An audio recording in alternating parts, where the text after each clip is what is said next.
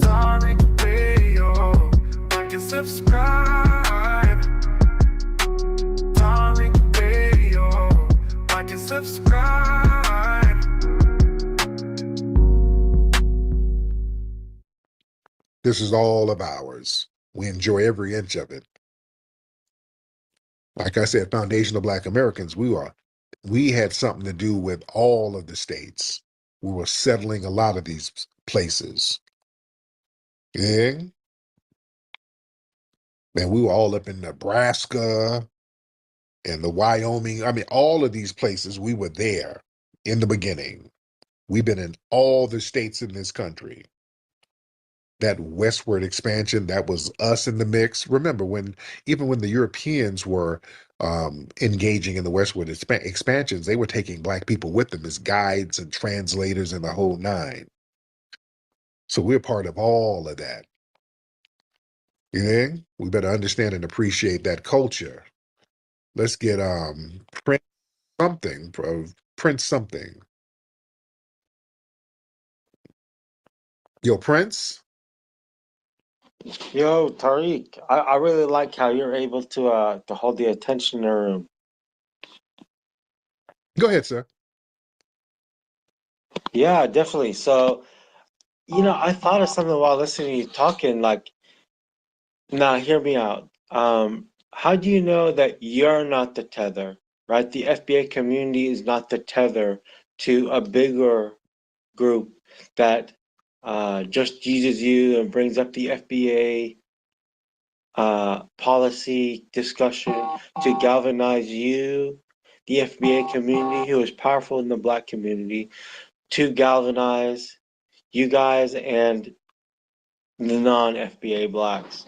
Okay, that question kind of doesn't make sense, and it sounds like a clumsy veiled attack. Is that something about the No, no, I don't mean any malice by it. I'm being 100% serious, and that was a genuine compliment I gave you at the Okay, but beginning. do you mean, okay, so are you talking about Jews? Well, not Jews per se, but let's say, like, let's, for instance, we had Kamala Harris running, right?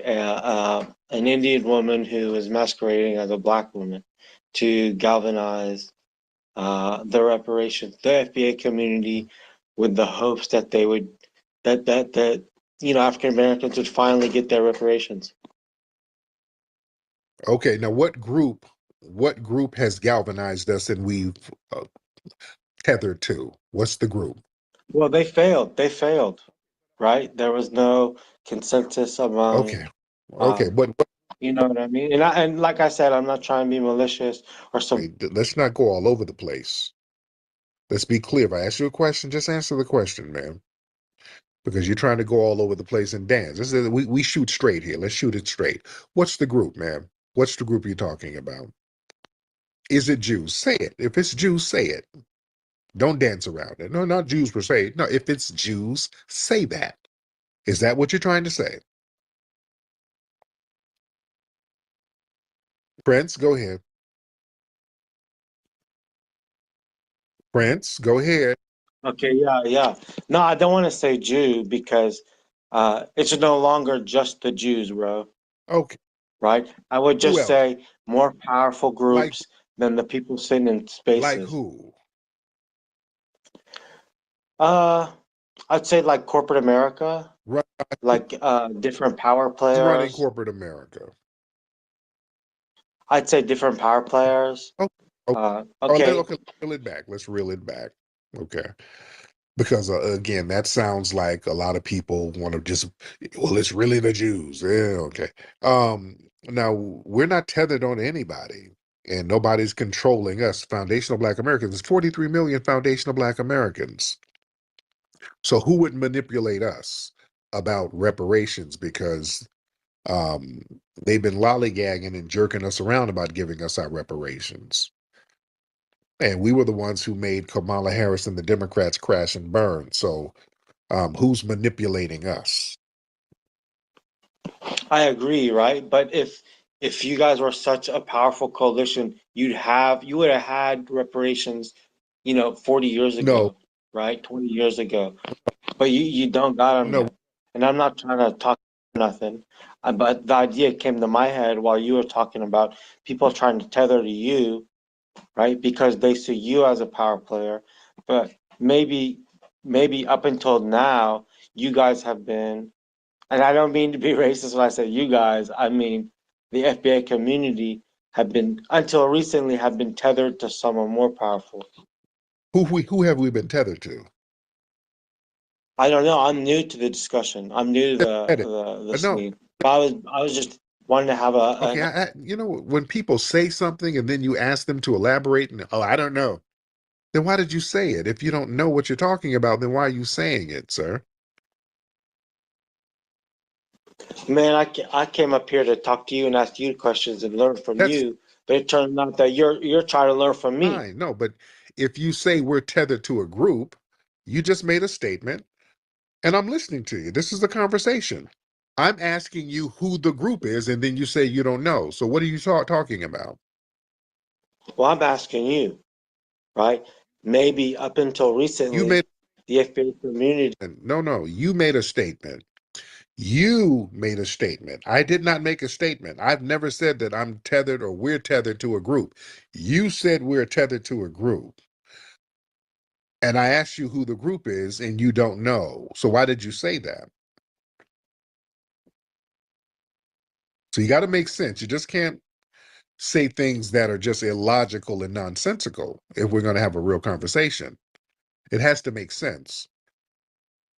If you mention something and a group, but then you can't elaborate on who the group is, then what are you? You're kind of talking in bad faith.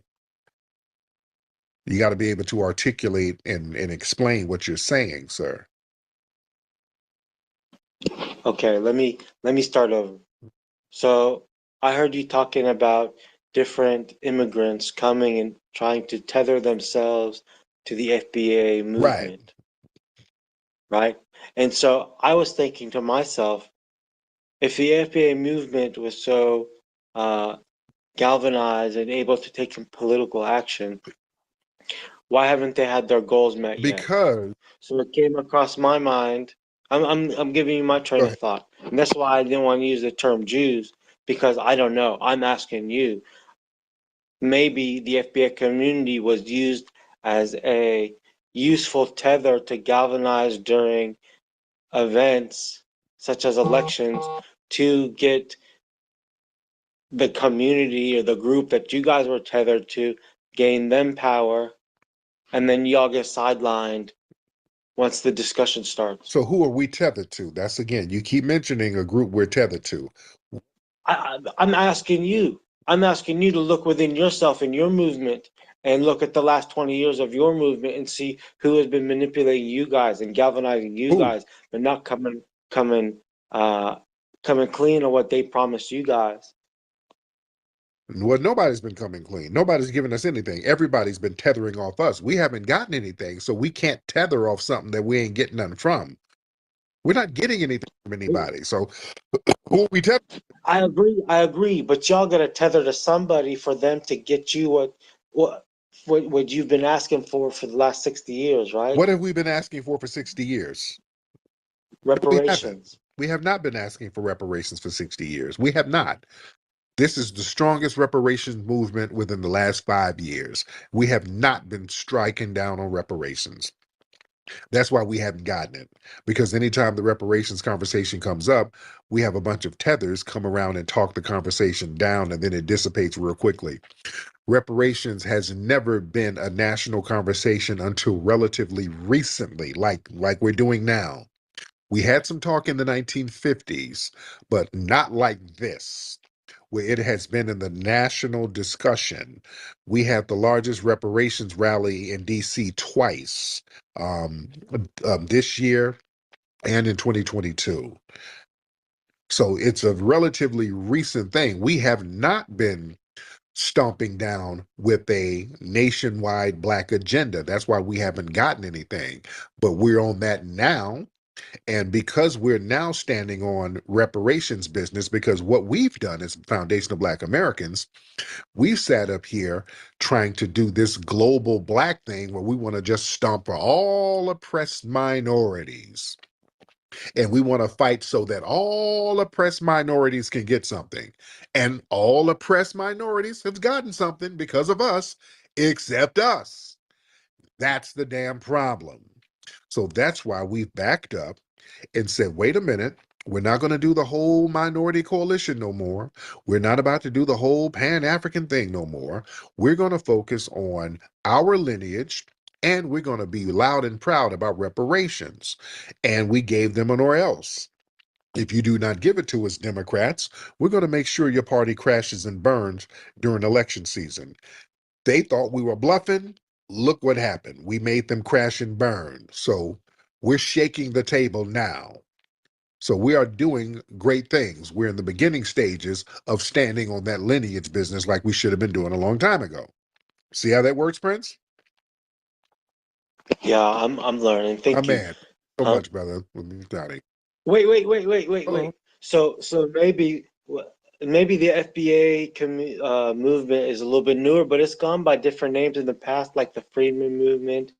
But maybe what y'all have been lacking is that y'all don't use your tethers like maybe to get what you know what I mean? No. Like instead of pushing the tethers away, you should bring them in and galvanize them with you guys. And do what? What are we going to do with the tethers? Just numbers, strength and numbers. And I'm talking But from you're saying all these oppressed groups. I'm an oppressed group. I never got. what oppressed group are you You know what from? I mean? Well, I'm from Uh, Carthage. Rome's been and the Greeks have been trying to get rid of us for centuries. And you know Hannibal and all of that has been putting in work from Carthage. But are you in Britain? Well, Hannibal was like what 2,500 years ago. I'm new, Right, bro. right. I'm the only one from Carthage on the whole platform. But y'all ain't really the real. Y'all not the Carthaginian. You're Arabs. The ones over there now are Arabs. They're not like the Hannibal. Well, that's the thing about Carthage. It's not a race-based thing. It's Nigerians are from Carthage, Moroccans are from Carthage, But when you but when Egyptians. you mention you going against the Romans and the Greeks, that wasn't y'all. That was a whole different lineage of people. You come from the Arab side of the game. Y'all basically Turks. You know what I'm saying? Well, you're talking about this village and that village. Well, my village is famous for its horse riders and its soldiers. So, it's I don't want to call you say that you don't know, but I'm just saying. Um, But you, I'm over here trying to understand where you guys are going, doing the right thing, and where your pros and cons are, so I can learn for myself. now, are you in Britain now, or are you in the U.S. now? I'm in the U.S. Okay. How long you been out here in the U.S.? I was born and raised 31 years Okay. now. And the thing is, the reason why you were able to be born here and have birthright citizenship was because of a grassroots movement with foundational Black Americans. The whole 13th, 14th Amendment, that was a grassroots movement created by us. You understand? So a lot of the benefits that people get when they get here, that's because of things that foundational Black Americans fought for and paved the way for. You see?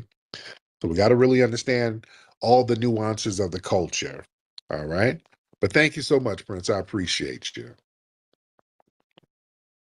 Yes, indeed. Yeah, Carthage. Yeah, those are Arabs over there now. That's not the Hannibals and the folks over there fighting the Romans. And no, no, no. Yeah, that's not the same thing. But no disrespect. Just want to put that in historic context. All right. Let me see. A lot of folks in here. Shout out to everybody in here. Um, Speaking of musty, y'all need to get your Rootwork deodorant at rootworkstyle.com. Rootworkstyle.com, ladies and gentlemen. Let's get Linda Wright in the building. Let's get Linda Wright in here. Miss Linda, hop on in, dear. Unmute that microphone and talk. Hello. I'm new to your this system that you have.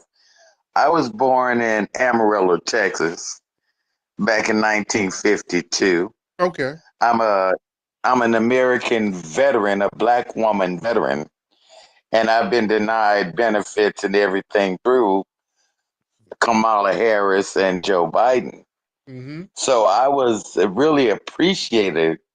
I appreciated that you guys was speaking the truth when you couldn't get any truth from the news media anywhere. I have cut MSNBC and all of that out. And I thank God for you, brother. Yes, ma'am. I appreciate that. Yeah, the legacy media is trash, and they're going to start trying to target us. Y'all better understand. Because listen, we made that Democrat Party crash and burn, and the legacy media couldn't do anything about it. So they're going to try to get some regulations going on. They're already talking about censoring social media, so we got to watch out for that. African Pride. African Pride, unmute that mic. African Pride, unmute that microphone, sir. All right, while we're waiting on African Pride to unmute. There you go. African Pride.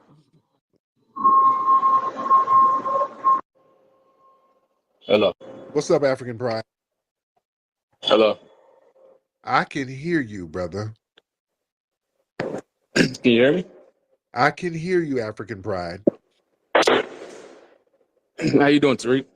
I'm good, man. How are you? I'm good, man. What's on your Yeah, mind? I think, man, like you're kind of outrageous, man. Like when you're saying that, like tethers come from a fleeing background and they didn't build nothing at home or like stuff like that. But less than 1% of Africa is out of Africa. So how can you generalize the whole continent based off less than 1% of the population? No, I didn't. I didn't generalize all of Africa. Well, when you're talking to tethers, you say that you come from a fleeing background culture. You don't build nothing back home, but Yeah. they're less than 1% of the country's population. Okay, that's fine. But the ones who come over here, usually they have to come over here for a reason. They have to flee and leave because they failed in their homeland, right? Yeah, because there's millions of people and everybody can't eat, unfortunately, Okay. especially Okay. in a developing nation. You know what I mean? Mm. Okay. Uh, That means it failed. It's failed. That's fine. It's just say what it is. It failed. And that's my thing. When they come here from a failed homeland, they got the nerve to point the damn finger at us. We're not living like you living over there. So that's what we have a problem with. We have a major problem with that. Don't come from a failed homeland because we're not trying to denigrate you. It's like this, and I made this analogy before. If we walk by a store and there's a homeless man on the ground, we'll give him $1, we'll give him some money, and we're not going to denigrate that person for being down bad. But if that homeless person with stains on him turns around and says, "Hey man, thanks for the dollar. By the way, your outfit is whack," we're going to say, "Hey brother, you got piss stains on your clothes and your shoes are dirty and you got missing teeth." And now we're going to have to really humble that person because they're not in a position to point the finger at somebody who just helped them. A lot of tethers do that. They come here from failed homelands. They come here from filth and degradation, lies and scams, and then come over here talking about, well, you are lazy. We got a problem with that. So yeah, you're going to get humbled if you come over here with that damn goofy disposition because it's very disrespectful. And that type of mindset is the kind of mindset that has everybody failing back in the homeland. Nobody's cohesive. Everybody's tribal. The white supremacists and the Asians can come over there in small numbers and dominate everybody because everybody has that tribalistic mindset. So that is a problem, and we acknowledge it for what it is. And African pride, you're Somali, right? No. I could have swore you were Somali. What part of you're from East Africa, right? Yeah, I'm Ethiopian Eritrean. There you go. There you go. Yeah. The But most yeah, but the most but cotton. yeah, much respect to them. I ain't got no problem with those brothers and sisters. Most of them are actually cool when they come over. They they ain't talking too greasy. They ain't talking too crazy. Some of the Somalis, they do a little grease talking. Well, that's But another point I wanted to make too, is that there's like 5 specific ethnic groups or countries that really like come here and undermine FBAs, but you kind of generalize and everyone catches strays. yeah, So that's how it. Everybody's gonna have to look. We told folks, we told people, hey man, why don't y'all get your tether class and check them? Because if we start checking them, I mean, people gonna catch strays, man. And we beg y'all for years to check your tethers. See, with us, our Sambo class, we check them. We always check them. Like when Jesse Lee Peterson comes up somewhere, we say, hey, listen, guys, there's a guy named Jesse Lee Peterson. He's a Sambo. He's gonna say something dumb. So when he comes in, don't even trip. We'll say, hey, there's a dude named Larry Elder. He's a butter biscuit eating Sambo. He's gonna say something dumb, so don't worry about it. So we kind of warn people about our Sambos. Y'all don't warn people about the folks y'all Sambo. They just show up, and then all of a sudden, weird stuff start happening. So we I have to think find out on our. I think our Go ahead. contributions overshadow the few like or whatever. You know what I mean? Like I feel like Like what? we contribute a lot, and Like just what? because some tether online talking, like you're gonna have people talk. I mean, you feel what I'm saying? Like, Okay, what are these contributions? I got to hear this. What's the contributions? I mean, like we talk Hubert Harrison, Marcus Garvey. I mean, I can go down the list. I mean, What was the what? the greatest leaders, well, not the greatest. I mean, but a lot of prominent leaders were Garveyites. Nation of Islam. That was Elijah Muhammad was a Garveyite. You know what I But the mean? thing is, but Garvey didn't get anything popping. Garvey, listen, Garvey only got things popping because of the Foundation of Black Americans. It wasn't the other way around. Garvey didn't get popping in Jamaica. Garvey got nothing popping in Jamaica. Garvey got things popping because of us. We helped Garvey. Garvey was allowed over here. They didn't want to let Jamaicans over here in 1915. They had a policy where they weren't letting Caribbeans and Africans over here. It was black folks on the grassroots in Tuskegee fighting to get those policies removed. That's how Garvey was able to come here. The Foundation of Black American Community elevated him because we were on that global black pride kick. We were on. So he came and that was our foreign brother. We elevated him. It was not the other way around. Understand? You ever heard of a group called Blacks for AI? No, who is that? Well, it's the only um, black group in terms of like the AI field. It was founded by an Eritrean woman and an Ethiopian woman. And they also took the government to court because they were using artificial intelligence to discriminate against, you know, everyone here, all of us black folks. So that should look into that. Well, yeah, that's some kind of anecdotal. That's not no big major movement. You understand? And AI is AI. There's all types of AI apps and prompts and things like that. So yeah, you're talking about some type of little anecdotal organization that filed a suit. That's not a major contribution to our society, sir. You Taking the know that. government to court because they were using AI to like pretty much discriminate on black people was not contributing. No, it's not because we've already been with these folks. No, what another lawsuit? They go to court. People go to court with these folks all the time. We've been filing lawsuits against these people since the 1800s, dude. That's not nothing new. That ain't nothing. It's actually groundbreaking. You kind of like you got to look Really, into it actually. Yeah. It ain't really groundbreaking, dude. We've always gone to court with these folks for discrimination. That ain't nothing new. We fought discrimination in this country from day damn one. We've been fighting discrimination since 1526 over here. Understand? That's nothing. But I can keep going on and on and on, especially back in the day, civil rights. So that's what Yeah, I'm saying. You're comparing that to some tethers talking online. You know what I mean? yeah. And, Tethers yeah, talk. that's Yeah, no, and these tethers who talk crap online end up being vice presidents like Kamala Harris. You understand? yeah. That, Kamala Harris is an Indian bedwench. You that's know what I'm what I saying. mean? So yeah, she's not a tether. Coleman Hughes is not black. I She's a mean, tether. I mean, but he's not black though. I mean, No, I mean Kamala Harris is the queen of the tethers. That's the queen definition of a tether. She's running around here trying to cosplay as a black person. That is the very definition of a tether. That is the very definition of a damn tether. And that's not just somebody talking crap on the internet. See, it'll start on the internet, but if you let it fester, then they'll slip up in the White House, and then we got a tether dictating our policies. Like Obama, he's a tether. You see? I even heard you call that Haitian lady who works for the Biden administration a tether.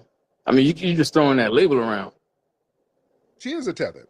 Karine Jean Pierre, she's a tether and a stud wench.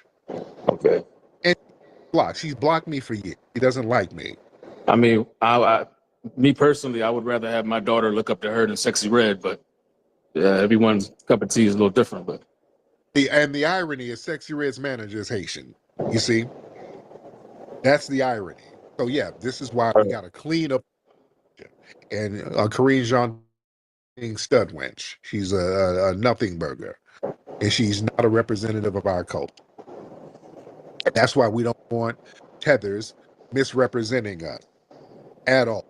all We right, don't cool. want it. I can see there's no talking sense into you. It's just, you know what I mean? So have a good one. You're just giving us random anecdotal tidbits about nothing burger. You haven't talked about any real contribution because there are none. I just said the Nation of Islam was a Garveyite. They The were Nation of Islam was a foundational Black American, an Honorable Elijah Muhammad.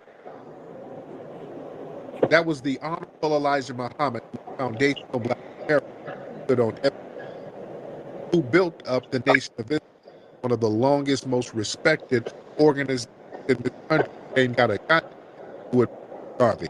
If that were the case, why are Marcus Garvey's organization still around with the same respect as huh? Yeah, Okay, I disagree with you, Tariq, because I think I you're saying everything I'm saying is underwhelming. You're dismissing it. right. Now, how can you dismiss Garvey? Yeah, I am. Garvey was not what y'all think he was. Garvey was somebody who we elevated. We elevated Garvey. Let's get that Garvey thing straight. Garvey didn't get a damn thing popping in Jamaica. We done said this multiple times. Garvey didn't get a damn thing popping in Jamaica. The Jamaicans did not even like Garvey. Garvey tried to get his movement started in Jamaica. He failed multiple times. He only got it popping when he came around foundational Black Americans because we were embracing everybody. If you were Black and you were talking about Black empowerment, come on, you are our brother. It is not the other way around. He didn't influence us. We influenced his movement. And we elevated him. We were already on that. We were already about elevating Black people globally. Yeah, Garvey never even went to damn Africa. Garvey failed. Garvey failed. Let's be real. And then when he went back to Jamaica, because of the whole mail fraud thing, because some of the Caribbean tethers he had around him were undermining him. That's what John Henry Clark said. Some of his men that were undermining him, feeding information to law enforcement, were Caribbeans. His fellow Caribbeans undermined him. And then when he went back to Jamaica, he ran for political office against a white man. The white man won. That's why he left Jamaica. He said he's ridiculous over here. He died in Britain. He was disgusted with Jamaica. Let's get that Garvey thing straight. That didn't do us no damn favor. He didn't do anything for the Honorable Elijah Muhammad. Elijah Muhammad stood on FBA business. Elijah Muhammad had the real blueprint. He did things the right way. That's why the organization is still strong to this day. The template is still strong. Nation building, men standing on business, respecting the women standing on business, respecting the men, black empowerment, investing in land, investing in businesses. Elijah Muhammad was standing on FBA business. You understand? And he influenced so many other people. But yeah, don't tell me about some Garvey influenced some damn body and Garvey failed. Garvey failed. Yeah? Well, we got to get this history straight. People come in here talking about their contributions. Man, please, y'all been getting it in off of what we've created. And I'm not trying to denigrate nobody, but no. We got to speak truth to power. And this dude start talking about some random lawsuits. That's not some major contribution to us collectively because some people filed a lawsuit. Are we going to get the lawsuit money? What happened with the lawsuit? Sound like the lawsuit failed. So yeah, that no. I don't like when people do these little non sequiturs and act like that's something to pop your collar to. That wasn't nothing for us. The Honey Badger and the Mongoose is a children's story for the family of how a honey badger and mongoose fight an evil alliance of venomous cobra snake and hyenas that overhauls the balance of the savannah. The Big Five. The honey badger demands reparations. Will the Big Five give reparations? Can the evil alliance be stopped? You can find this book at Amazon, Audible, and Kindle.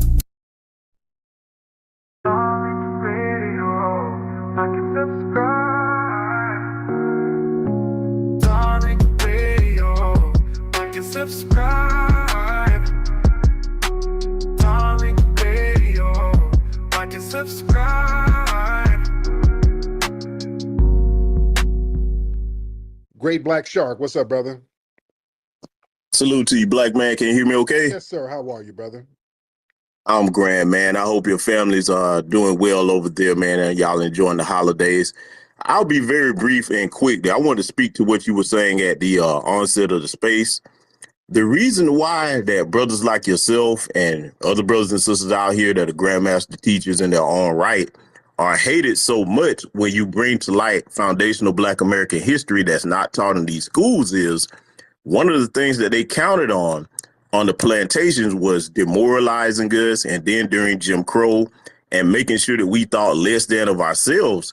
But when you start to look in your specific family and then you branch that out into looking at the overall history of what foundational Black Americans have done here in this country, that breaks that spell of low self-esteem. And when a people is aware of the greatness within them, you can no longer control them then. This is why they work so hard to elevate the bottom feeders in Black American society, whether it's the Sexy Reds, etc., whoever. But I'll say this, even people like that, if they got a hold to knowledge that brothers like yourself and other sisters put out, that will break them out of that. So when you fear something breaking the mind control that you have over a group of people, you have to denigrate it. You have to hate on it. So that's why they're coming at you and others. But see, it's a brand new day for them. And I will speak to this to close here. I'm glad that you were educating the young Haitian brother, because anytime that we check these disrespectful people, it turns into gaslighting, saying that, oh, you hate all Black immigrants. No, we don't have a problem with nobody. Our history proves that we've been the most welcoming people in this country to all other groups. But when they get disrespectful, they're bound to be checked, and that's just the way it's going to be from now on. Salute to you, black man. Keep doing your thing. Thank you so much. Yeah, man, it's a new day. And Great Black Shark made a good point, man. Just us respecting and recognizing our history, man. The secret sauce is our ancestors here and giving them the respect and honor and praise that they're supposed to get, because that's where our strength is going to come from. When you give props and praise to your ancestors and appreciate what they did for us here, there's power in that, family. I'm telling you, there's so much power in that. And there's a reason why the dominant society, they want us looking over to Africa. They want us looking over there, and they have no problem with that because it's so distant. The connection, the psychic connection ain't there like it should be. The ancestral connection ain't strong like it should be. When we start looking and giving praise and props and respect to the ancestors who bled and died and fought here, that's where your real strength is going to come from. That's where I get all of my strength and energy. That's why I go visit these plantations. I go to my family here. We go to the cemeteries, and you go to where your grandmothers and your great grandfathers, you go to where they were and the homes that they built. Some of you got parents or grandparents in the South. You know, those homes that your grandparents and great grandparents have, those homes are blessed to a certain degree. There's a certain protective spiritual power in those homes. If you notice, I want y'all to feel that's why people would go back and forth to those homes. People would go to Big Mama's house. If you needed to kind of regroup with your life, you go to Big Mama's house. You go back to that house and power yourself back up. We've all had a house that was like a central hub for the family where we can just go and just get our shit together until we just get back out there to deal with the world. That house was a protective barrier for us to a certain degree. It was a place where we could just kind of regroup and get it together. So that energy in those places, that's a very real thing. And when we give props and praises to our immediate ancestry, it's more potent. That's why we've gotten so far. We've made such an impact just acknowledging and recognizing and respecting our foundational Black American lineage, man. Because my thing is this. One of the reasons why I was big on delineating and really checking the tether class was really out of respect for our ancestors, because as a historian, when I read and study and learn and recognize what our family did for people, how foundational Black Americans, we would roll out the red carpet and protect some of these people who came over here. And we, just like we protected the community, we looked out for everybody. That was just a part of our culture, was to look out for everybody. There was a time in Black society, people didn't have to lock their doors. Everybody knew each other. Everybody took care of each other. If somebody needed food, now, y'all hear me talk about my grandmother all the time. We were Uber before Uber. My grandma had me running up and down the street with cakes and pies and shit, feeding somebody. Somebody lost their job, gotta go take them a cake. Somebody had a baby, I gotta go take them a pie. You dig? Somebody's graduating, I gotta go take somebody's grandmother a pot of greens. You did. We just looked out for people in the community. That was just a normal thing to do. And when foreigners, and I'm talking about Blacks and Caribbeans, I mean African and Caribbeans, when they would come over here, it was foundational Black Americans looking out for them. It was the Black churches that was raising money to feed, clothe, and house these people. When Ethiopia was going through the war with Italy, foundational Black Americans lined up by the thousands to risk their lives to go over there. We were fighting the government to try to get over there to help these people. You dig? Dr. King and those people were stumping for Cubans. All of these groups, we were fighting for them.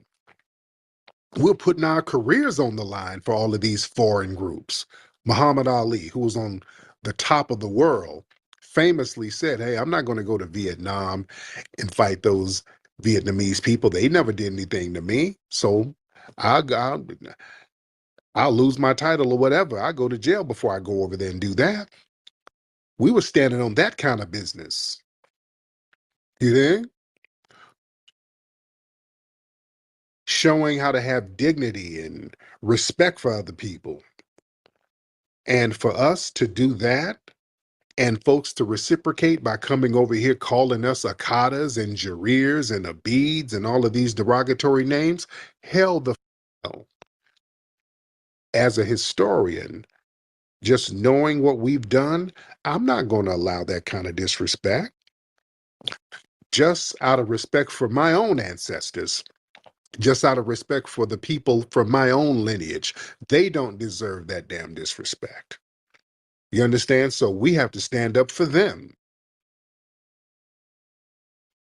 and not let people denigrate what they've done, because these folks wouldn't be over here if it were not for our people.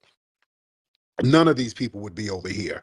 Our people sat up here and fought for folks. So I'd be damned if y'all gonna send a goddamn Myron Gaines over here to talk some bullshit and we ain't gonna say nothing. You know what I'm saying? Y'all should be ashamed to have people over here like that.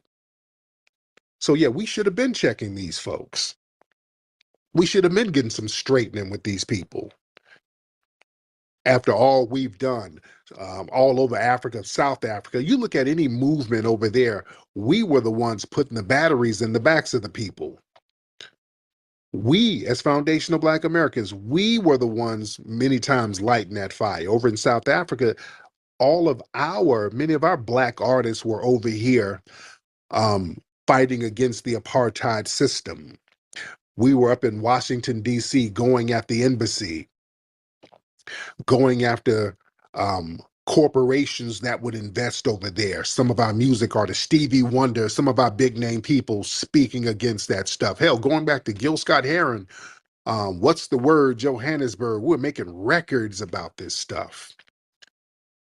We were standing on this saying, hey, y'all gonna have to stop mistreating those people over there. That's not gonna happen. We're not gonna invest money. Y'all gonna have to cut that nonsense out. So we've done too much for people to be disrespected by anybody. So yeah, we're getting some straightening, and we're just making everybody put some respect on it. Let me get Kofi. Let's get Kofi in here. Let's get Kofi in the building. Brother Kofi. And Kofi has one of my idols, the great John Horse, in his profile picture. Kofi, are you ready to talk, brother? Or did you go get a snack while you're waiting on hold? What's going on, bro? How you doing, Kofi? I'm doing good. I accidentally held, but I just want to give you a shout out, man. About what you're doing, because like just from watching your hidden colors, I was strong Pan African. You know, I wanted to go to Africa, got in the truck, and but like listening to your space and the stuff I heard, disrespect, it kind of made me change my whole trajectory, what I wanted to do, or whatever. So, man, shout out to you, man. That's all I want to say, man. I'm in my plane. Much Master respect. teacher, bro. Thank you so much, brother. I appreciate you. All right, we in here. We in here. Let's get you, Savior. Yeah, you can hear me? What's up, brother? I hear you. Yeah, what's good, Tariq? Yeah, I appreciate everything you've been doing, man, since the 90s, man. You know, everything, Yes. man. Everything.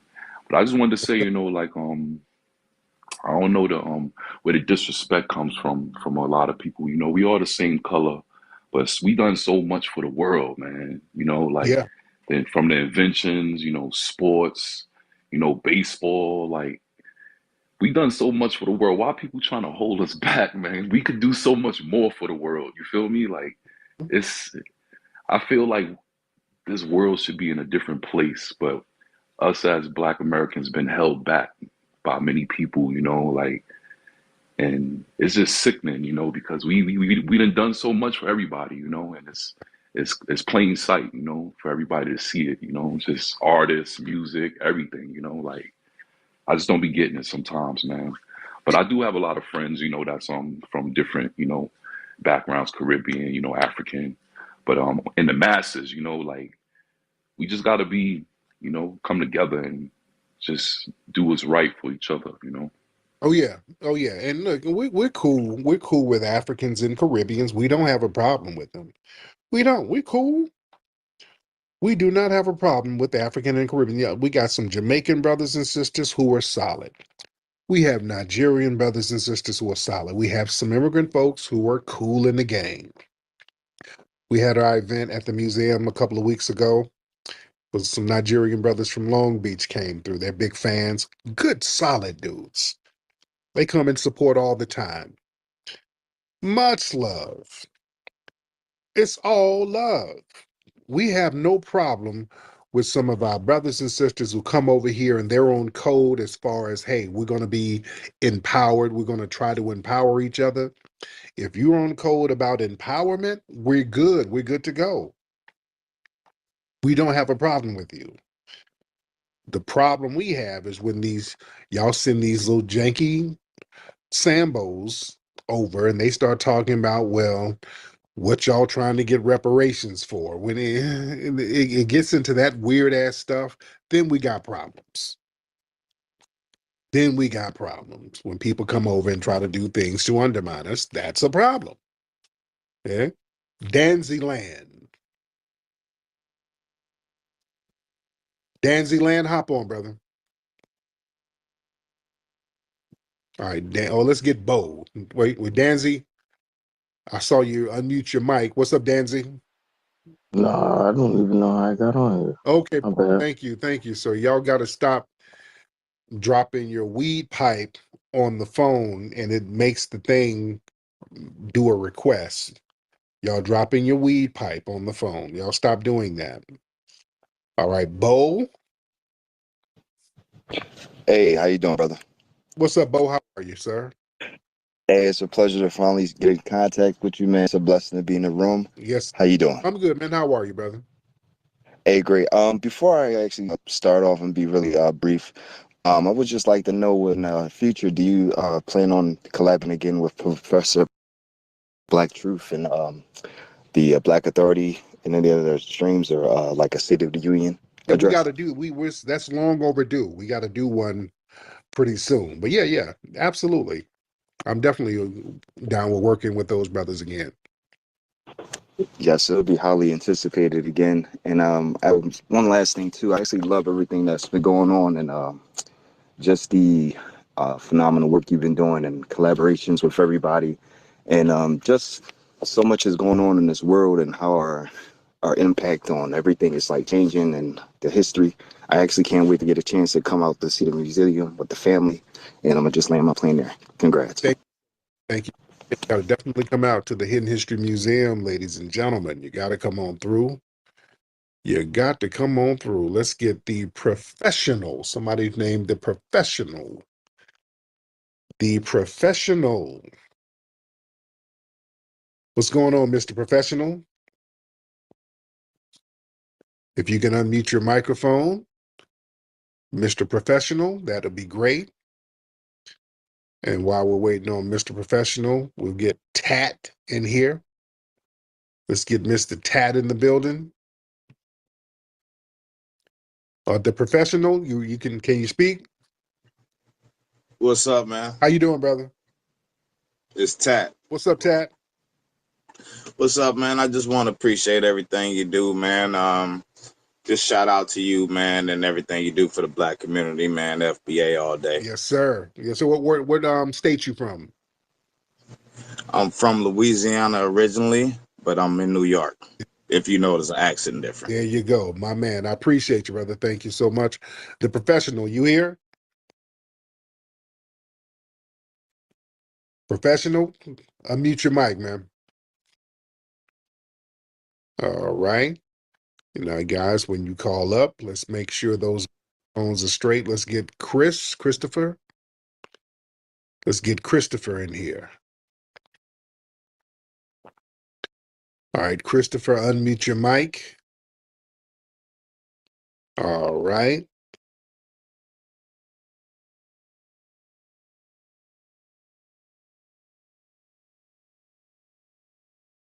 Y'all got to get it together so y'all don't slow everything down. All right, let's do this. If you are ready and your microphone is unmuted, raise your hand. If you're ready to speak and your microphone is unmuted, raise your hand. Let's do it that way. Go ahead and raise your hand. Let's get Vibe in here. Let's get Drew Bailey in here. All right. All right. Vibe, what's up, Vibe? Yo, Vibe. Hey, what's up, King Flex? How you doing, brother? I'm good, Mr. Vibe. How are you? I'm doing pretty good, man. Shout out to your Brody or your cuzzo, man. He's a good influence to me, man. He be showing me some game. You know who I'm talking about, K. Oh, yeah. I'm in the IE. Yeah, I be around the brother a lot, so he be showing me some game, man, about things and trying to, make some money. Oh, yeah. Get out this 9 to 5 thing, and yeah, so he's a great influence on my life, man. So shout out to your brother K, man. Yes, indeed. Much respect. Yeah, yeah. I just want to. I didn't know you had more stuff. I get you back in a minute. Let's get Drew. Yo, what's up, brother? How you doing? I'm good, Drew. How are you, sir? I'm good. I want to say peace to the family, peace, power, and reparations. Hey, I know you've been talking about doing this new Hidden Colors, and you were saying that you want to put some black women in it, some powerful black women that did some Yes. things. I've been trying to get in touch with you since since the fifth Hidden Colors, about the rebellions and all that. Before you even did I guess I had the wrong email. But have you ever heard of Anna Nagaya No, I Kingsley? haven't heard of her. Who is she? Well, well, Anna Kingsley, she is like the Betty Mason of Okay. Jacksonville, Florida. She was a slave that was purchased at 13 years old out of Cuba by a man from England named Zephaniah Kingsley.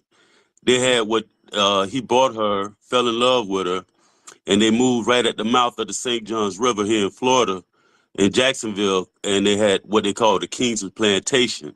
Mm-hmm. And when he married her before he got from Cuba to Jacksonville, and she finessed him at 13. He gave her the plantation, and she ran the plantation. The plantation was the whole island of Fort George Island. And what he would do was, when he would go around the world doing his travels, he left her to control the plantation. And what she did, she basically built up Jacksonville, Florida. She had land on the St. Johns River right there, what you call Arlington, Doctors Inlet, Mandarin, and after the Civil War, they took it from her. But the Kingsley Plantation was where everybody was running to with the Sumter Rebellion. That was the first stop before you got to Fort Mose. They would go to Kingsley Plantation because once you got out of South Carolina, you was in Spanish territory, and all of them was free. If if you came to Florida back then, you would have your freedom. Yeah. But she had the plantation, so everybody who was running to the south, as soon as you got to Florida, you would hit Kingsley Plantation, and that was the refuge. Once you got out of South Carolina, you hit Kingsley Plantation, then they would put you up, and then they would show you how to get to Fort Mose, which is right by St. Augustine, right up the road in Jacksonville, which was right up the road from Fort Mose. So you got to look at just Google Kingsley Plantation, Anna Kingsley, Zephaniah Kingsley. It's on YouTube. It's a Google it. It's everywhere, man. And this is the catch. After all of this, they sent her. She ended up leaving because when he died, his family left New York and came and took it from her. You know they ain't finna let no nigga have all Right. that land and everything. But she went to Cuba. No, she went to Haiti. And when she got to Haiti, she got her lawyers and her money together. She came and fought them and got her land here. And she ended up dying here in Jacksonville. But one of her descendants was a man named Abraham Lincoln Lewis. Abraham Lincoln Lewis, he started the first black insurance company, in one of the first black insurance companies in America.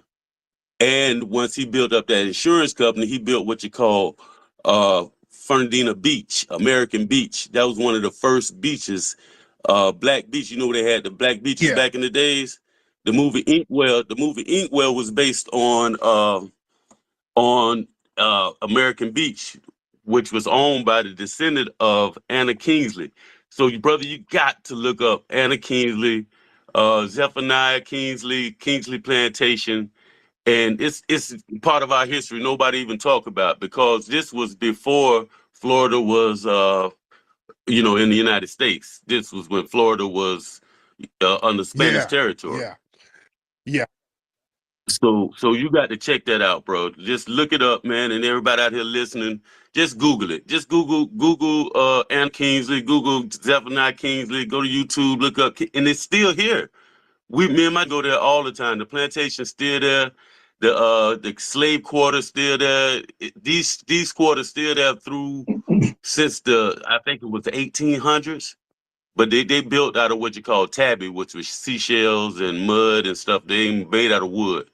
But bro, you got to look up, everybody out there. Just Google Anna Kingsley, Zephaniah Kingsley, Kingsley Plantation. I'm gonna look that up. And one more thing. Okay. I went on to land your plane. Well, a lot of the, I wonder if the Seminoles and the Maroons didn't burn that plantation down because it was like a refuge. Because the Black Seminoles, they burned down a lot of the plantations in Florida. They were going around knocking them bitches out. They were tearing them plantations up down there in Florida. From New York Times best-selling author Tariq Nasheed comes Foundational Black American Race Baiter, the groundbreaking book shaking up the conversation on race in America. As one of the most influential voices for Black Americans today, Nasheed exposes the tactics used to manipulate, subjugate, and control Black communities. In this powerful read, Tariq Nasheed equips you with the knowledge to resist injustice and reclaim your narrative. Don't miss out on the book that's redefining the game. Foundational Black American Race Baiter, available. Why is there division or divisiveness? Well, no, I think. Well, first of all, ADOS was first, but I will say we will all come together to fry you up, Flip. And I think that's so. There are times when everybody does get on the same page. But what I will say is that, listen, ADOS came about, right? It was the creation of myself and Antonio Moore. And we co-founded a movement that then led to the foundation. So that's how everything started. There are a lot of derivatives of that, right? People went and got Claude Anderson's name. Dr. Claude Anderson came up with FBA, and people have started using that because people, you know how it is. Everybody want to drive the train. So that's kind of what happened. But we have always said we're very happy to have people who want to do serious politics. The problem is some of the people who are wanting to drive the train don't want to do serious politics. People want to do roasts online, and hey, that's fine as long as you keep that over there. Our mission at the ADOS Advocacy Foundation is real politics, though. So there's some things that we just can't be associated with. I'm fine with people doing whatever they want to do online or whatever, as long as they don't just attack people for no reason and say xenophobic stuff. I'm not about just diminishing people for the sake of diminishing them. That's not what I'm about. So if people want to just have their fun and roast people and do whatever, and y'all go back and forth, because sometimes, Flip, sometimes it be y'all, sometimes it be people, it be other Black immigrants starting stuff, and we be getting our lick back. So if they want to get their lick back, I ain't got no problem with that. What I'm saying though is I'm about the business of serious politics, and to the extent that people don't want to do that, I don't have no parts of it.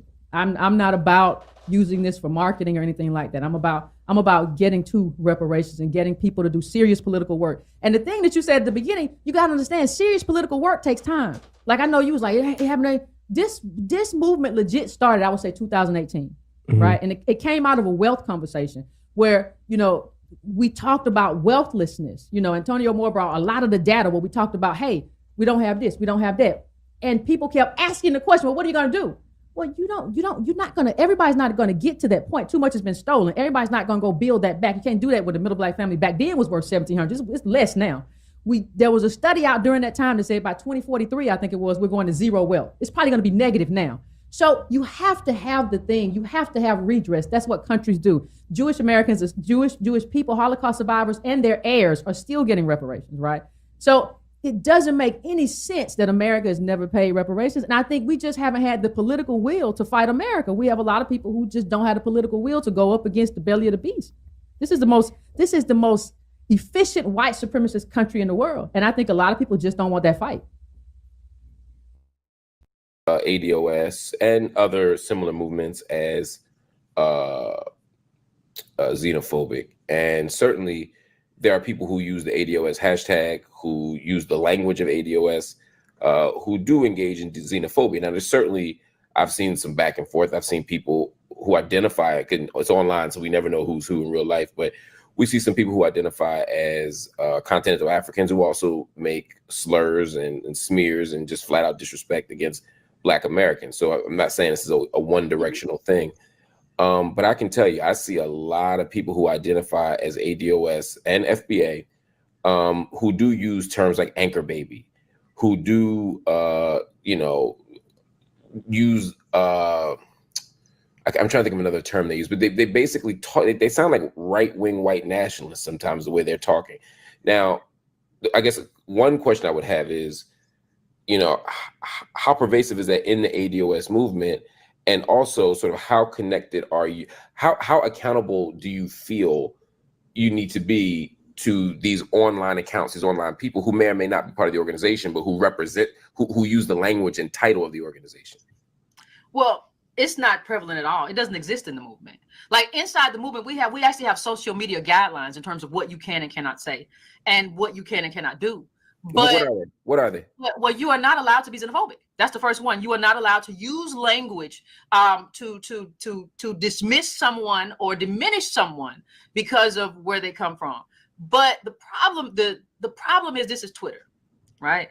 And anybody can do the other thing they're kind of irrelevant. They're just, whatever. But anybody can put a hashtag and say, this is what I stand for and this is what I'm going to do is Twitter. So you can't really control that. One of the things I would advise people to do, though, if you really want to understand who we are and what we stand for, you should just go to adosfoundation.org and you should see whether or not, like, if we really are a xenophobic people, then our agenda should express that. It should exclude you, right? And it doesn't. So, you should, my DMs are open. So if anybody wants to kind of understand that, we have a website for that. And most of the people just fight online. They don't ever go to the website. They'll never DM me. My DMs be dry. But y'all study talking about it. I don't think she believe in whatever. You ain't saying nothing to me. I think that there has been a misunderstanding in reference to where you stand and where the organization stands in reference to Black immigrants receiving some type of repair. You're basically saying that their case should be taken to those countries like France or Belgium, etc. You're not saying that you don't think they don't deserve any type of repair. Okay. Gotcha. No. They just, like, we're talking about, let's keep the example on Haitians specifically. They absolutely deserve reparations from France. Like, I will be the first one to buy them a drink and help them and celebrate with them because you deserve it. You are owed it. They have plundered your country. They have stolen it. You have had to pay stuff back. That's awful. I agree with you. In this country, though, there's a specific lineage going back to slavery. Slaves built the country. Like, there is no other Black immigrant group that built the country. You may have come here, you may have made a contribution. A lot of groups did. That's not just Black immigrants that did that. But we're talking about slavery and a specific, all of our harms are anchored in slavery. All the way from there to 2024, they're anchored in that. And you have to define the harm group. In order to go through the courts, you have to define which group was harmed. I have all of the data for which group was harmed, for ADOS and how we were harmed. That data does not extend to any other group. You have to measure how much we were harmed. You have to measure our contribution to this country. There is no America without American slaves. That's a really good point. Now, I want to get to this issue because I think what has happened, like, there's a lot of things that I see from ADOS that I think is absolutely phenomenal. One of the things that I have seen, and I know that you can't control what people post on social media. It is what it is. But there have been some social media posts that people would identify as xenophobic, right? Like, there have been some statements that have been made about Black immigrants, calling them names such as tethers or anchor babies. Like, these are the posts that are on, like, mainly Twitter, how Twitter can be, that kind of thing. And then people will see that and they'll see that that individual person has ADOS, like, in their byline or whatever. And so there has been this claim from others that they feel that ADOS is xenophobic. How do you feel about that? I think, I think the best thing people can do, honestly, is go to adosfoundation.org. If we're xenophobic, like, as a group, as an organization, there's no way we would have an agenda that extends to the entire Black community. Like, that's not, like you say, I can't control Twitter, but I can control our agenda. And that Black agenda and its suite of anti-discrimination that we call for and all that sort of thing, that extends to no matter who your lineage is. It's just reparations. So I cannot control that. But one thing I would actually say though too is people always call out the what they deem to be xenophobic. Nobody usually calls out the anti-ADOS rhetoric, right? I saw somebody, and I pointed this out before, like, oh, you're the top slave, right?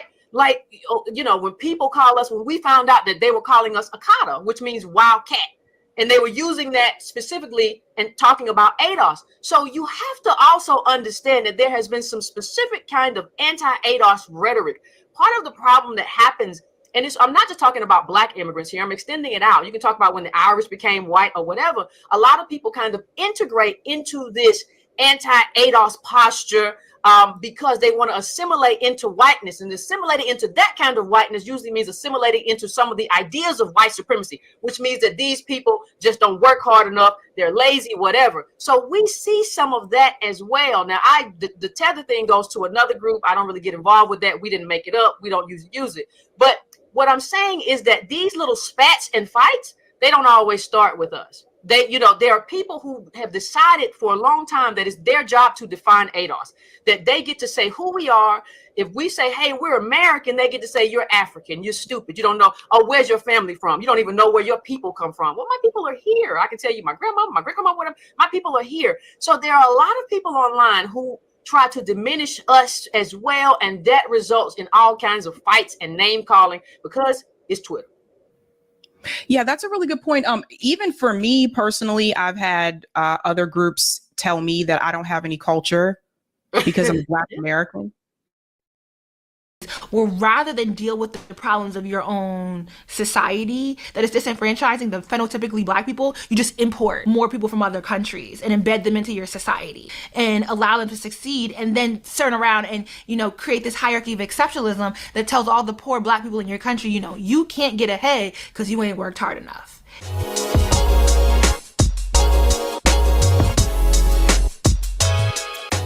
Hey guys, it's Julesy, and we are back for another video. I know, rare sightings, because baby, sis is overwhelmed. I am...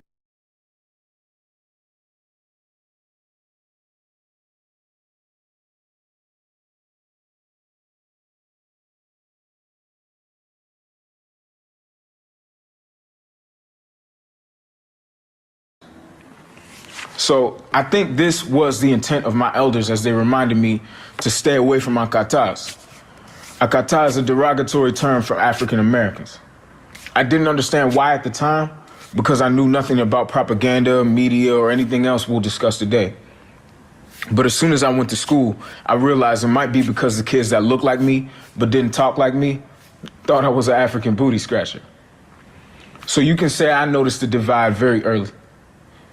It was very difficult to find identity between two groups that looked at each other some type of way, yet existed so interconnectedly.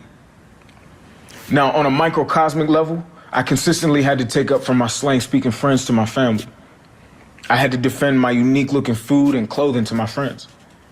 On a much larger level, the U.S. government saw my family, especially my sisters and I, as purely Kenyan, even though America was all we knew.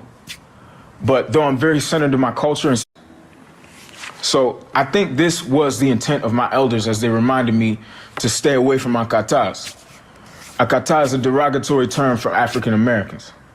I didn't understand why at the time, because I knew nothing about propaganda, media, or anything else we'll discuss today. But as soon as I went to school, I realized it might be because the kids that looked like me but didn't talk like me thought I was an African booty scratcher.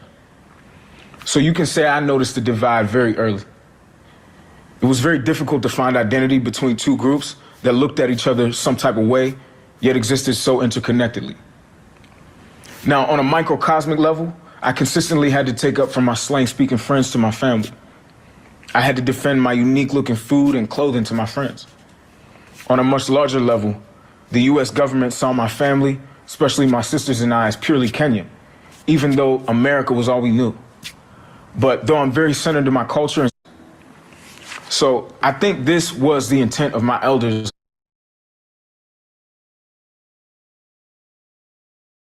Okay, so growing up, I had this idea, this ideology from the media, from people around me, that African Americans were these ghetto, noisy, arrogant, aggressive,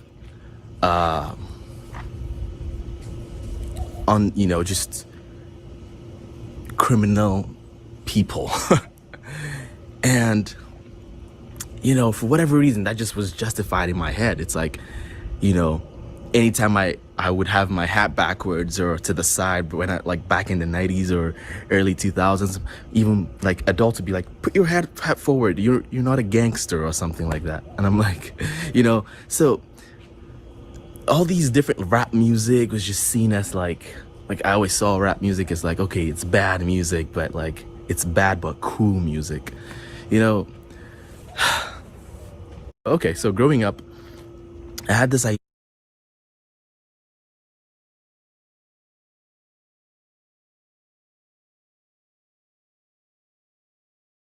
Is our parents came here, most of our parents, at least like that came from Africa, or immigrants here. Like I know my parents immigrated from Sudan, I'm a first gen.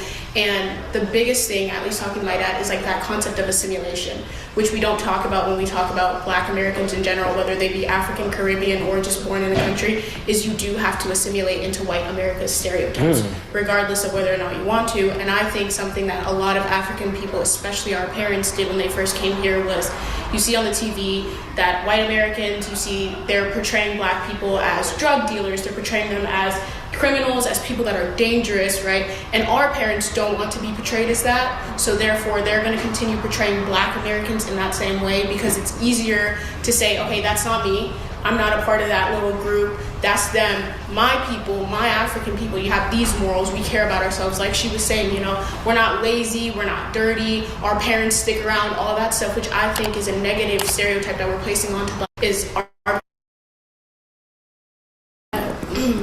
Okay, so I agree with her in that aspect, but also another thing I feel like isn't talked about enough is the way our parents will talk about Black Americans.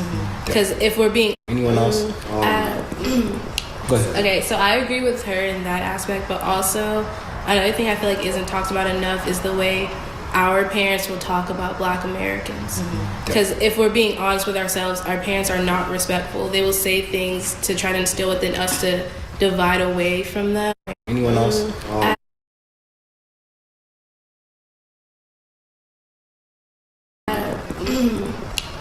Okay, so I agree with her in that aspect, but also another thing I feel like isn't talked about enough is the way our parents will talk about Black Americans. Because if we're being honest with ourselves, our parents are not respectful. They will say things to try to instill within us to divide away from them, but like being lazy or not as clean or stuff like that. And I feel like that also helps perpetuate the divide, which also needs to be acknowledged. Go ahead. Okay, so I agree with her in that.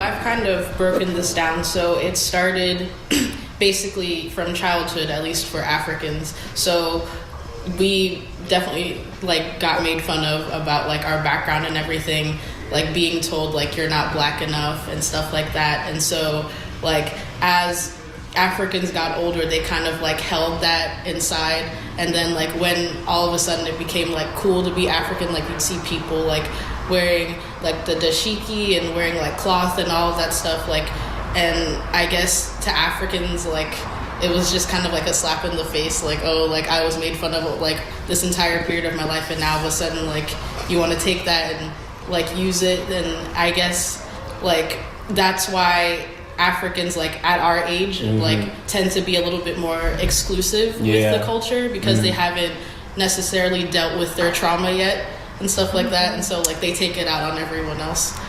I've kind of broken this down, so it started basically from childhood, at least for Africans. So we definitely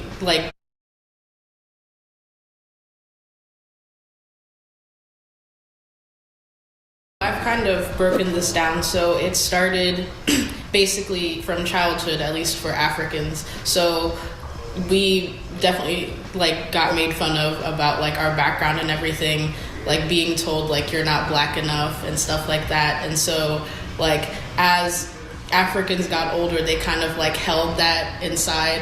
And then like when all of a sudden it became like cool to be African, like you'd see people like wearing like the dashiki and wearing like cloth and all of that stuff, like, and I guess to Africans like it was just kind of like a slap in the face, like, oh, like I was made fun of like this entire period of my life, and now all of a sudden like you want to take that and like use it. And I guess like that's why Africans like at our age like tend to be a little bit more exclusive with the culture, because they haven't necessarily dealt with their trauma yet and stuff like that, and so like they take it out on everyone else. African. I've kind of broken this down. So it started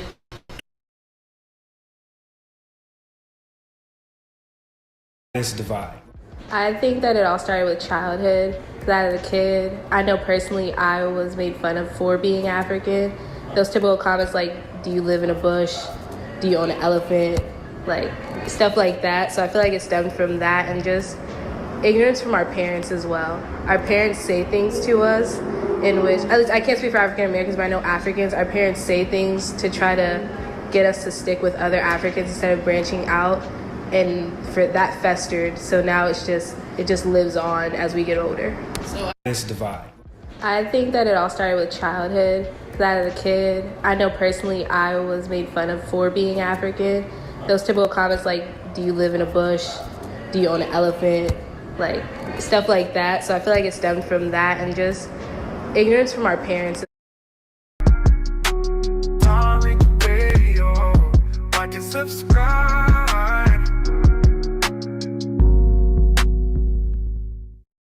Yeah, just like Misinformation Ranger. Now, you know that nigga, when he was going to school with them wide hips, you know them girls was clowning this nigga.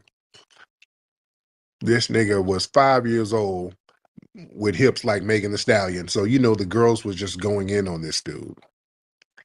I know you got roasted with them wide hips. Yeah. So, Taffy, hop in, Taffy.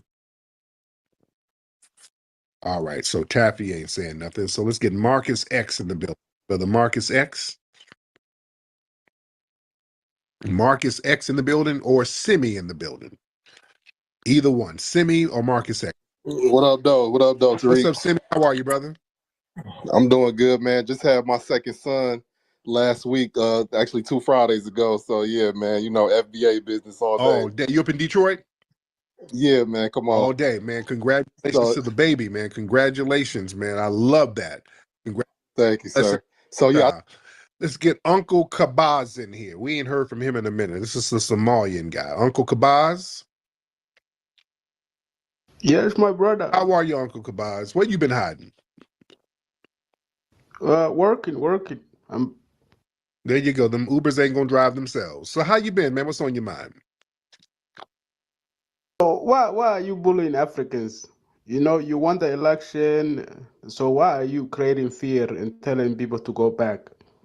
Why are you doing that? What am I doing? You are creating fear and telling the immigrants to go back, sir. Why are you doing that? Oh, well, no, the government is about to tell you to go back. You're about to get some of your families. They're gonna get rounded up, brother, and sent back home because they're over. Why are you creating fear? This is a welcoming country for everybody. But yeah, you should go welcome yourself back home and build up your homeland, right? But I want to build here too. He'll build here, build back home.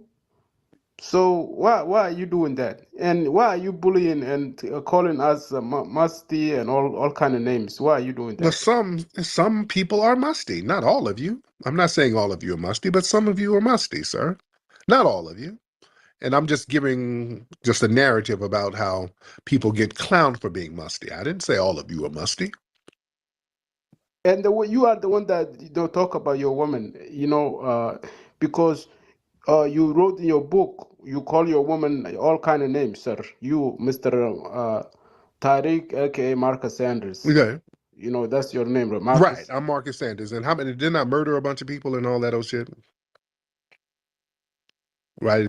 No, but you are the one that pimping your woman. So why are you saying that we No, are talking I bad didn't. about, because You you are the real pimp. You are the one that's selling your no, woman. I had one hoe. That's what you say in your book, Does sir. I have the book right here. You want me to read what it no, says? I had one hoe, and that was your grandmother, and I had to let her go because I couldn't make no money. She was musty.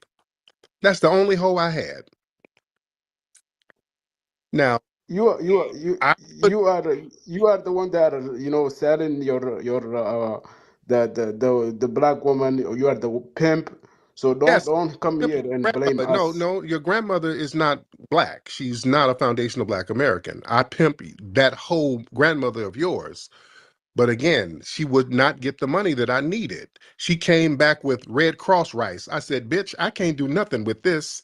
And then I sent her back on her way. But that's it. That's the only hoe I had, your hungry grandmother. So yeah, I pimped on. But your book, you said that Yeah, you yes, I'm you telling you that in the book I was the art of macking. I'm reading the talking art of macking about right your now. The musty book that grandmother. you wrote in 2002. Yes. uh, and you were telling people how to pimp and exploit a black woman in No, America, and that's very sad, no, no, sir. no. I was talking about pimping Even musty teddy. no, no, no, that's what you No, said, sir. That's what no, you. no. You must have a translated version that's translated in Farsi. No, in the American version, I'm talking about pimping your mother, musty grandmother. All right. And she was trying to wear high heels on a dirt road, and that wouldn't work, sir. So don't come here and try to create a fight between us and the black No, American woman. no. When you The and fight, you are the one that fight, are exploiting and fight pimping is her. between you and deodorant, sir. That's where the fight is, and the must is winning. So don't get mad at us because you have strong must that don't nobody want to be a part of, sir. That's the problem, Uncle Kabas. And now, are you mad at us? Do you blame us that now some of your people are going to get rounded up and taken out of here? Do you blame foundational Black Americans for that? I mean that you have to follow the law. I agree with you, but I'm more but we are more we are Americans for everybody. But not for Nobody should be in fear, sir. not for us. We'll continue to drive Uber and make our money. How about that? No, go And make you your money back home, dude. Go make your money back home. We don't. we are making money here and back home. No, you're not doing anything back home. You're back home leaving people in shanty towns, and you're lying and scamming, and you're coming over here lying and scamming. So we don't need that. Go But home. what are you doing? What are you doing? That's the Making question. sure, You making are not sure, working. You are not making sure you get, money. making sure you get back home safe. That's what I'm doing. I'm making sure you get back to your homeland. That's why you can't even travel. You can't even travel right now. The hell I can't travel. What do you mean I can't You travel? can't I'm not travel to like the you. UK. You can't travel to I don't Jamaica. need to You go. can't travel I to don't need. Africa. Yes, I Where can you can. travel Yes, to? I can. You can What the only hell? travel to Yes, I can. Alabama. That's it. I can. I can go to Jamaica Sweet and home Africa. Alabama. That's the only place you can travel to, sir. Okay, no, we're not like you, sir. Y'all got to ride camels all over the place. No, I can go anywhere. What you talking about? I'm not like you. You're always trying to project your limitations onto us, sir. No, no, no. I'm not like you. I'm not on a damn fishing boat with a big forehead like Captain Phillips and shit. Oh no, that's not But us. We can go don't try anywhere. to create fear, sir. Don't try to create fear and try to Sir, the only fear you have is the fear of create you fear have among the fear of your immigrant population homeland, here. sir. They are You vulnerable have people. fear of your own homeland. That's the fear. So don't project that onto us, sir. You have fear of your homeland, Uncle Kabas. Why don't you go home and build your own homeland and stop This is being my mad at homeland. us? This is my homeland too. No, it's not. No, it's not. This is Why are not you your saying that? homeland Why are you saying that now? Why are you saying because that? you're a fleeing tether. This is not your homeland.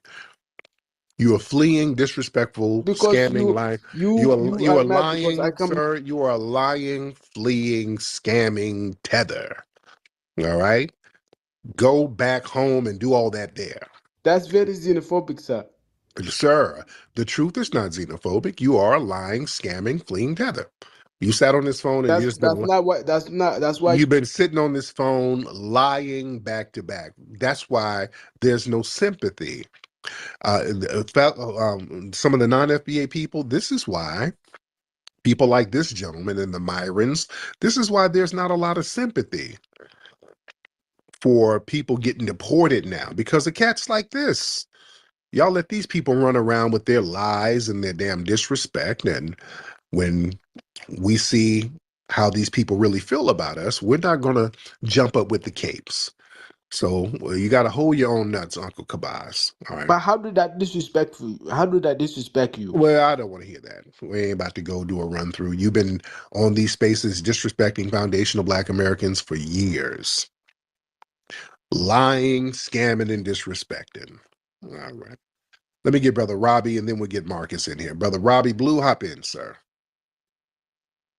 Lex, I just wanted to say I find it really disturbing at this point, and I've noticed in a lot of spaces there are people dedicating rooms to like spreading misinformation about you. And in particular, when it comes to reparations, the new narrative that I'm hearing is we can't use FBA as lineage because you copyrighted it. I know that sounds silly. I know you've already addressed it, and I know you don't have time for that kind of misinformation, but could you please speak on that for people who are trying to like sabotage reparations and made it seem like now you're trying to sabotage reparations? If you could speak on that. Right. Anybody saying that is deliberately spreading misinformation. We have FBA copyrighted to protect it, but it's copyrighted for merchandising. You can't copyright a lineage. So FBA is copyrighted for merchandising, things like that. There's about 2,000 copyrights on the term African American. There's about another 500-600 copyrights on the term freedman. So there's already you can copyright anything for certain purposes. You can't copyright a lineage though. So them saying, or any fool saying we can't use FBA because it's copyrighted, that's a damn lie. We can use it. We use African American, that has 2,000 copyrights on it. They copyright that. Y'all look it up. Go to the trademark website. They got 2,000 copyrights on the term African American. And we use it. We shouldn't use it, but we use it. You dig? So anybody saying that, that's deliberate misinformation. And yes, you're going to see a lot of misinformation pages pop up, these spaces. They're spreading a lot of misinformation about me, these tethers, these people acting like they're of our lineage. Those some other ops too. You got ops doing that. Because again, you're seeing a lot of that. And there's probably some spaces, some anti-Tariq spaces going on now because the word came through from the DNC. That I influenced the election, and they're directly blaming me for Kamala losing. Part of the reason why she lost was because of the influence that I had. Family, we had those big rallies in DC. That was very significant. Family, when you have somebody who can draw thousands of people and stand on a political code and demand certain tangibles from a political party, that becomes a threat. And then the word and the messaging got out, and a significant number of people took that messaging and said, nope, we're not going to rock with this political party. We're going to let them crash and burn. So these people are pissed, and they're very pissed at me. That's why y'all seeing a lot of these spaces about me, a lot of this misinformation. This is coming from the DNC, ladies and gentlemen. And a lot of some of these Negroes around here who's supposed to be on code with the grassroots, they're ops. Many of them are ops. When they start talking this irrational, nonsensical babble, that's oppy as hell. And those are who you're going to get as ops. You're not going to get somebody who's on the other side of the fence to do the oppy behavior. You're going to get people who appear to be in agreement with reparations and lineage-based compensation. I'm telling you, when we went down to the reparations hearing up there in the Bay Area, man, it was loaded with a bunch of damn ops and agent provocateurs in there. It was a circus. It was so blatantly obvious that these people who were supposed to be reparationists were sent in to crash it out, which is understandable. You expect that. They were doing things to go out of their way to sabotage it. Yeah? That's a part of the game. So we got to understand where a lot of this gibberish is coming from. All right. Marcus X, hop in. Hey, what's cracking, Tariq? Shit, I was trying to chime in on the Andrew Schultz thing with the Kendrick Lamar lyric. Yeah, go ahead. It seemed like he got main character syndrome. A hit dog show do holla. And one thing I noticed, Kendrick wasn't telling white comedians to not do anything they didn't want to do. He telling those black around him to check that shit. And you see how he always he went back to what about isms. Oh, rappers talk about black women. I can't stand when white people do that shit. When they start talking about the what about isms. What about Chicago? What about Oakland? Oh yeah. But Oh no, I yeah. just want you to chime in on that. I don't know if you saw that video or not yet. I haven't seen it. Somebody else told me about it, but I gotta see it before I can really chime in on it. I do want to see it. Wise, what's up, Wise? Yo, Wise, hop in, sir. And waiting on Wise and Taffy. Are you still in here, Taffy? All right, so I'm gonna take you up out the mix if you're not gonna speak. All right. Wise, are you ready to speak? All right. So let's get I Am Heat. Let's get I Am Heat in the building. Let me take Taffy out of here. Let me take Wise out of here. All right, I Am Heat. Are you ready? All right, remove that gentleman. All right. So if you guys are ready, just raise your hand. Let's get K in the building. Let's get K. Whoop. Okay, what's going on with y'all, man? I'm trying to let folks in and people are bouncing all around. All right. So let's do this. If you are ready, just raise your hand. So I don't. Catherine, I tried to get you up earlier. Catherine, hop on, ma'am. Let's get Catherine. Catherine? I'm sorry, I didn't unmute myself. How are you doing? I'm good, dear. How are you? Okay, great to hear and speak with you. I get to follow. I always listen in the middle of the night, but I fall asleep. Listen, I have a question because of a concern I have. When you spoke on the other day about the lioness crown being an op, I did not know all that had gone on with her because I've been to all the rallies. I've been to everything. That you had in Atlanta and also the expo in Dallas. So I've been to everything. I think I volunteered for just about everything except for Atlanta because I was still kind of ill when I went there and was coming from an illness when I went there. And then the expo, I volunteered to help a vendor, Kemet Coffee, out of Senatobia, Mississippi. But I volunteered for the rally both years, and I was just so shocked to hear that. My question is, and I'm going to hang up and you can answer, what is your opinion since she's now with Tez? Because when she showed up with her, everything just seemed to have been, to me, everything was off with the lioness crown. Like it wasn't the same, but I didn't know what all had happened with you guys. So that's my question. There you go. All right. Well, there is this real deep. It's extremely deep.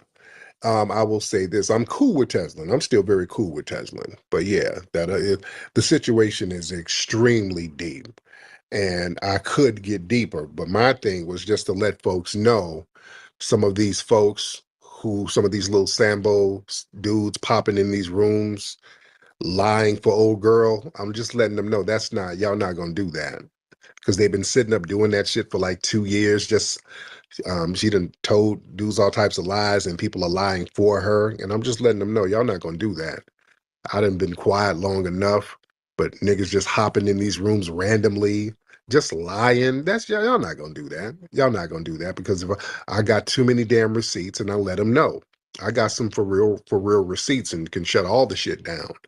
So y'all need to chill out with the damn lies, or she better holler at folks and tell them what the real deal is and keep my name out your goddamn mouth because I let the shit go. I wasn't even tripping. I just charged it to the game and looked at it as a learning experience and just learned how to just tighten up my inner circle a little bit more. I wasn't going to really say nothing.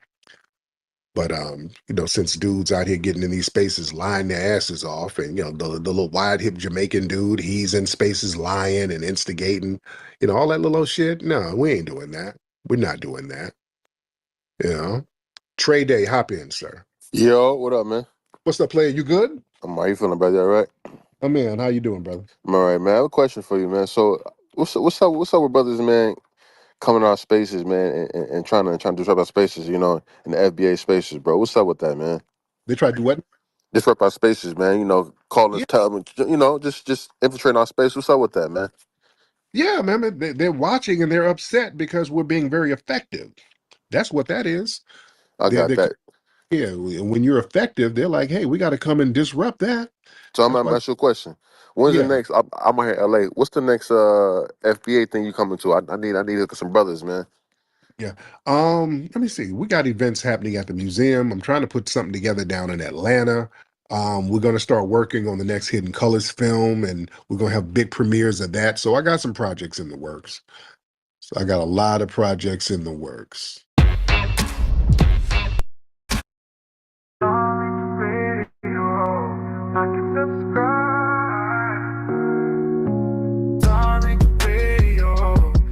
Subscribe.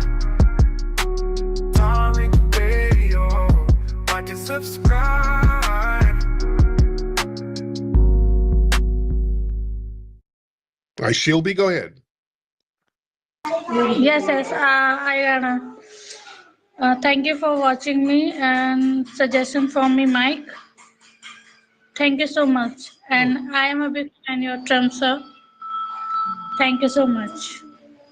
Lord, it's those Pakistanis. Okay, usually y'all call real late at night. Okay. It's these old scamming Pakistanis be calling, trying to get people to follow them so they can get some money.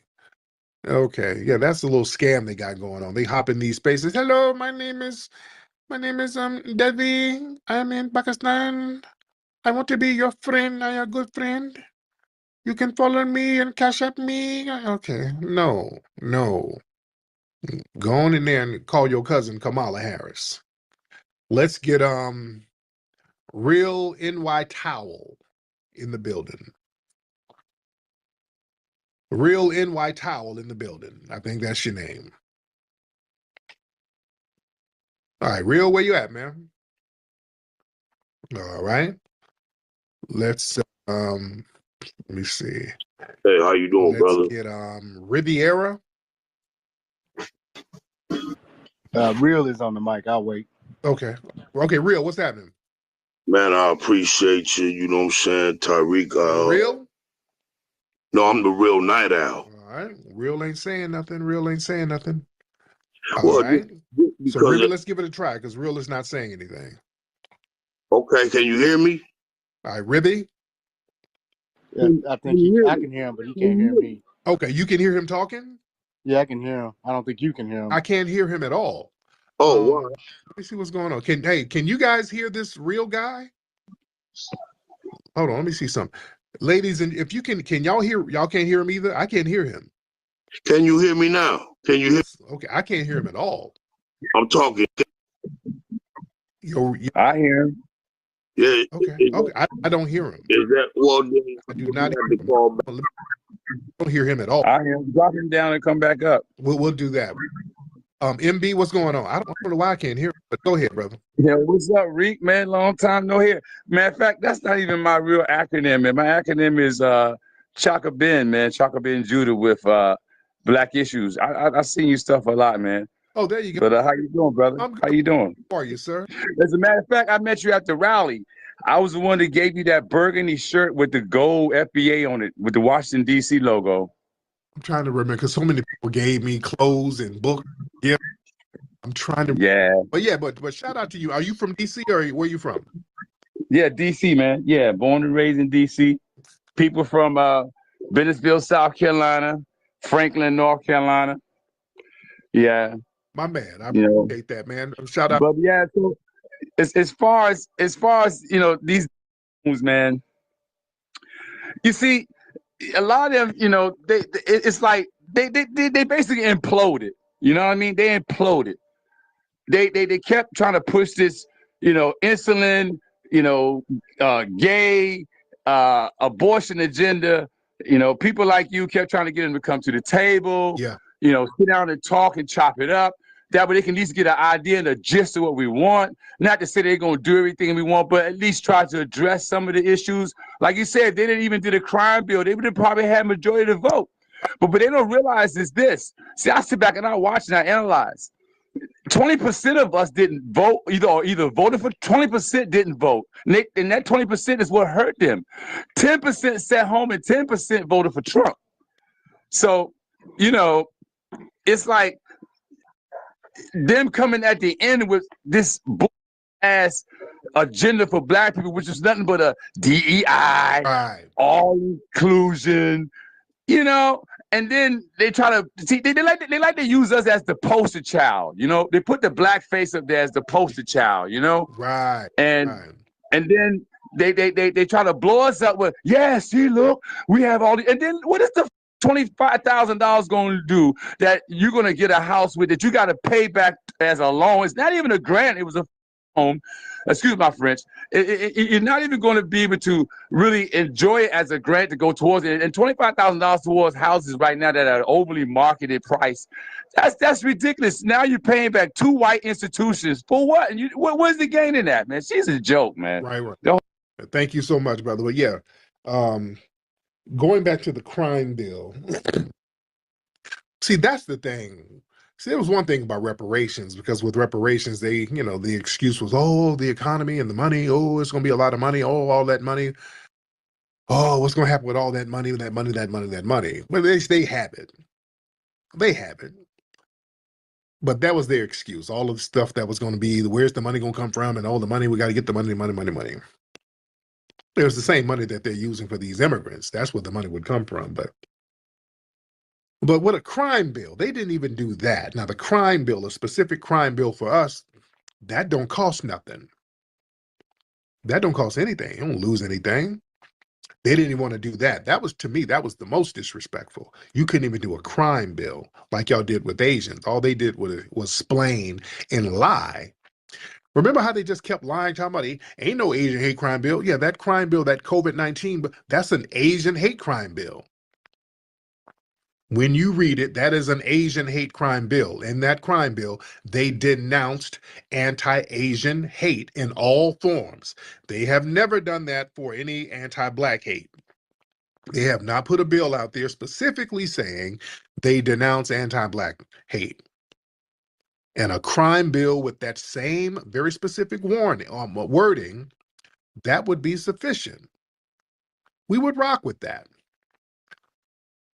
We would rock with that, and that would get some voters to a certain degree, at least that, to a certain degree. I mean, we still going to need some tangibles. Let's get Asada. Hey, Hi, Asada, how are you? Tariq. I cannot complain. How are you? I appreciate your platform. You really had me laughing tonight. You're so hilarious. I want to come out and say that I am one of the 10% that the young man was mentioning who voted for Trump. I actually came out of retirement because I was one that after I voted for Barack Obama in 2012, I realized that it was so much blood on my hands, do a lot of research, and I was just like, you know what, I'm not doing this anymore. 2016, I actually was a Trump supporter, but I still didn't go out and vote. But then when this Indian lady with that pretends that she cooks collard greens in the tub and all that other stuff, cleans the collard greens in the tub, and trouble don't last always, enjoy in the morning, lady ran, and it was just straight off of identity politics. That's not even her identity. And then Meg Thee Stallion is shaking her ass, and just, it was just an insult to me. It wasn't anything, and just like you said, even if they just did the crime bill, and this lady was like, well, I'm not going to do anything specific for Black people, and and just, speaking like she's drunk and just talking around using word salads and just saying a bunch of words but not ever really saying anything, and just literally riding off of the fact that Black people are just they love the Black face. They love the Black face, and they haven't really identified yet that the Black face is what's used to come against our people. And I try to tell our people, like, if black really meant anything to y'all, we would actually be way further ahead than what we are. Like, Huey P. Newton did a lot for black people, and he was killed by a black person. Like, that doesn't mean that just because a person is black, they're on our side. But again, this lady's not even black. She has no ties to the United States and slavery. And as far as having ancestors in the United States that, were the original Indians and all that other stuff. Um, and then I even saw something with Trump today that I thought was really funny because he was sitting in front of the Senate or something, and he looked like he was a little bit younger, but he was challenging the $5 Indians. He was just like, yeah, they don't look like Indians to me. Yeah, I saw that. They don't, and what black people don't know is that a lot of times, they get us to look to Africa, but they ignore the fact that they have Cherokee grandmothers with long braids and pictures of them. Like, you are the Indians. Like, this is your land. Like, so I'm just excited about everything. A lot of people don't realize it's like I hate what politics does to people because me personally, I really don't care who anybody voted for. But it's just the demons that it brings out of people and all this fear and all this extra stuff. It's just like, unite. All you got to do is just turn up and unite, support each other's businesses, support each other, make sense of everything and actually talk to people instead of being angry and find out exactly what it is. And it's just like when I actually give people a platform to speak on why. It's usually their hate for this man, their fear for this man, the media that portrays this man a certain way, even though it's owned by, the big six who controls everything. These people are scripted actors with talking points that they repeat. And then when you hear these women repeat, and I hear these women say things, and they're like, oh, I want the right to kill your child at 30 weeks gestation. Like, what about your body, your choice? You have the choice to close your legs. You have the choice to use all of this protection. We have Plan Bs, we have birth control, we have Norplants, we have all type of preventative measures, and then you guys are fear mongering about the 1% of rape and the 1% of incest.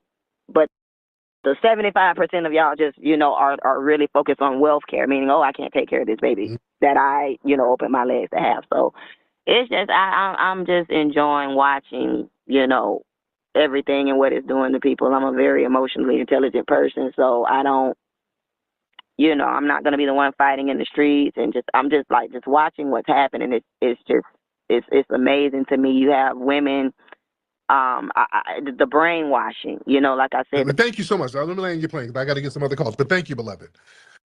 But yeah, the sister hit on some very interesting points here that we gotta really recognize our ties and lineage to this land here. That's very important. Recognizing our lineage to the land.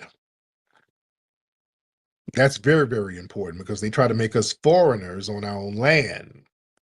We can't let people do that. And we got to watch out because other people, because we're looking at our lineage here, you got people who are foreigners trying to crowbar themselves into the Aboriginal Foundation too.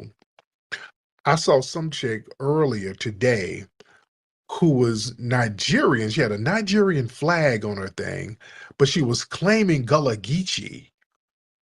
And there were some people in the comments like, hey, and she was like, yeah, we need to do this and we need to do that. And people like, why you got a Nigerian flag? And you talking about we and us?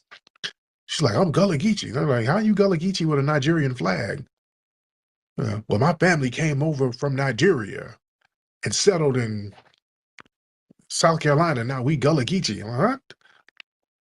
What the hell? What? And she really didn't elaborate. I'm like, what? I'm trying to see how you connected those dots. Because I've seen some foreigners, what they'll try to do, they'll use Gullah Geechee to try to crowbar themselves in it. Because see, the Gullah Geechee people, they have they acknowledge some of their African lineage. So they retained some of the lineage and some of the customs that came from West Africa. So they're one of the few groups of Black people that retain a lot of things directly from West Africa. So I think the tether class tries to use that as a way to try to crowbar themselves into the foundational Black American lineage, which it's still clumsy. They can't quite do it, but y'all really got to watch when people claim Gullah. You watch when people do that, because I'm looking at a lot of tethers, and I think they kind of look at the Gullah Geechees as a Trojan horse for them, because the Gullah Geechees have foundational Black American lineage here, yet they claim a lot of the African heritage. So the tethers will be like, well, I'm African, I'm West African, and the Gullah Geechees are West African, so I'm Gullah Geechee. I'm dealing with the Gullah Geechees. You see what I'm saying? That's like a little clumsy crowbarring they're trying to do from what I'm seeing. We got to watch that, because people try to get in where they fit in. Alan, what's up, brother? Mr. Allen, hop in. Hey, yeah. I don't have much to say. Really appreciate the space. I think it's really intelligent. Mm-hmm. Conversation needs to happen. Um, I actually just found out, did a DNA test, kind of funny. Found out that I'm actually Nigerian and a little bit Jewish too. And so it's very interesting, this conversation. And What's the percentage of Nigerian do you have in you? 6%. Got it. And their predominant DNA, where's that from? That is Wales. Okay. Yeah. Yeah. Wales. So with that 6% Nigerian, do you think you would possibly qualify for reparations? I don't care about that. Mm-hmm. I don't care about that. I don't think that it's important. I think that we really need to focus on the idea that we as Americans, because we are all Americans and we are equal to everybody else, I believe that we need to focus on the idea that we are equal and we can rise up on our merits and we can be better, and there's nobody telling us we can't. And I think it does us a disservice to not believe in ourselves. So. But do you acknowledge that there are groups, in particular groups like Foundational Black Americans, that have had systematic oppression that has thwarted us? Absolutely. Right. 100%. 100%. I mean, everything from abortion clinics to lack of education to focusing on certain parts of education versus other parts of education. Absolutely. Where I grew up, it was 99%. It was the disciples. It was, I mean, all gangs everywhere. You in Chicago? Okay. You in Chicago? No, St. Louis. St. Louis. Okay, got it. About 10 minutes from East St. Louis. Yeah. Mm-hmm. Yeah. And so it was rough, but the fact is that we have to, and this is something I didn't realize when I was a kid, we have to recognize that we are the same and just as worthy. And there's nobody that can shut us off. Mm-hmm. That's it. There you go. Well, yeah, they need to give us compensation. We need to get compensation because we were not treated the same. That's the problem. We as foundational Black Americans were not treated the same. We were supposed to be the same, but we were marginalized and we were targeted based on race. So that has to be compensated, because we were never compensated. We were broken and we had to try to repair ourselves the best we could. And we were targeted and thwarted, and that has to be compensated. And not only, and we got to understand this, see, when we were targeted based on race, they monetized that. And they used that racial targeting to build the wealth of this nation, not just in slavery, because we know in slavery we had to work for free. That's how they made all this wealth. Well, you had these people who you can work and not pay them. You're just making all profits. These other societies around the world were not making basically 100% profit with very little overhead. When you don't have to pay the people that's building, yeah, you're going to become the most wealthiest nation in the world. You're not paying the workers, you see? And then after slavery, see, people think it was just going down during slavery. After slavery, you better understand when they did these little laws, the black codes and all of these Jim Crow laws to further marginalize us, and they started putting us in jail for any reason. If you drank from a water fountain, if you were out at night after 6 o'clock or whatever, they would criminalize your blackness. Everything you did was criminalized, which is criminalized now to a certain degree, but just not on paper anymore. It's through common law. But back then, on paper, they would just explicitly say it. If a black person, if you're walking across the street and there's white people and you don't move, that's a crime. If you're a black person and you drink from this water fountain, that's a crime. If you're a black person, you sit in that chair, that's a crime, and you can go to jail. And when black people were in jail, they were doing the convict leasing, family. We better understand the convict leasing game, because a lot of these corporations, they were using black people who were convicts to do a lot of the work to build these major industries like U.S. Steel, all of these, they were using black folks to mine the steel, the iron ore and the coal mines. They had black convicts in there. Black convicts building the railroads, further expanding the railroads. We were already doing that in slavery. But yeah, doing the textiles, it was black people making the bricks and the concrete for all of these major businesses and buildings, that all the skyscrapers. That was black convicts doing that, making the raw materials. The lumber, they had black people doing the raw lumber making for a lot of the building of the houses and skyscrapers and suburban houses. Yeah, it's bigger than what people want to imagine. But they were using that free convict labor to do all of that stuff too. That's why they would try to get as many of us in prison as possible so they can still put us in slavery, which is what they do now to a certain degree. You know, they keep it quiet about all the things that people are making in prisons right now. People are still making all types of products in prison that's being sold to major corporations. So we got to put all that in perspective. Let's get Do the Right Thing. Do the Right Thing. Well, my bad. I didn't put you on. My bad. On me, brother. Mr. Do the Right Thing, hop on, sir. Do the right. Can you hear Yes, me? I can. Can you hear me? Go ahead. Okay. All right. Thanks for having me. Shout out to the family. Listen, I think we need to come to the realization that there are two types of black voters in the country now. There's FBA, and then there is everybody else. Yeah. And I think that we are voting, and we can see through this election that they're voting against us now. We can see that these tethers they're voting for Kamala. Most of us are voting for Trump. So there you have it right there. We have two different political viewpoints. So it's very important when we're checking out. I don't want to be long-winded. I'm not trying to prove to be some super scholar. Who is that? Real. Hold on, Real. What the hell is going on? Can you hear me? I can hear you, brother. Somebody else. Okay, sorry. I forgot what I was saying. I don't know who that was.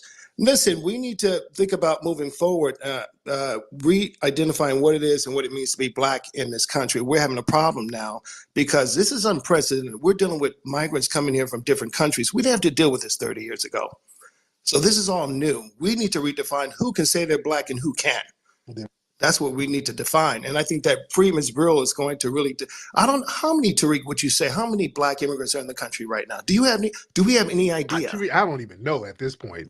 That's what I'm saying. We don't even know how many are here. Mm-hmm. But look at their presence on social media. Think about Myron Gaines. Think about Roland Martin, Mark Lamont Hill, Anton Daniels, this other girl, Bohemian girl. I said, I'm like, why are all these tethers with all of this present? Where are the FBAs? Where are we at on social media? Because they're speaking for us. All of them people I just named, They're speaking for Black Americans, and they're all tethers. Mm-hmm. I just named Candace Owens too. They're all tethers. Oh yeah.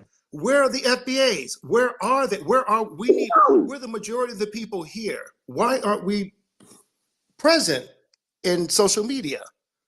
I don't hear our voices. Mm-hmm. And what do you think of that? What is your opinion? Well, thank you so much.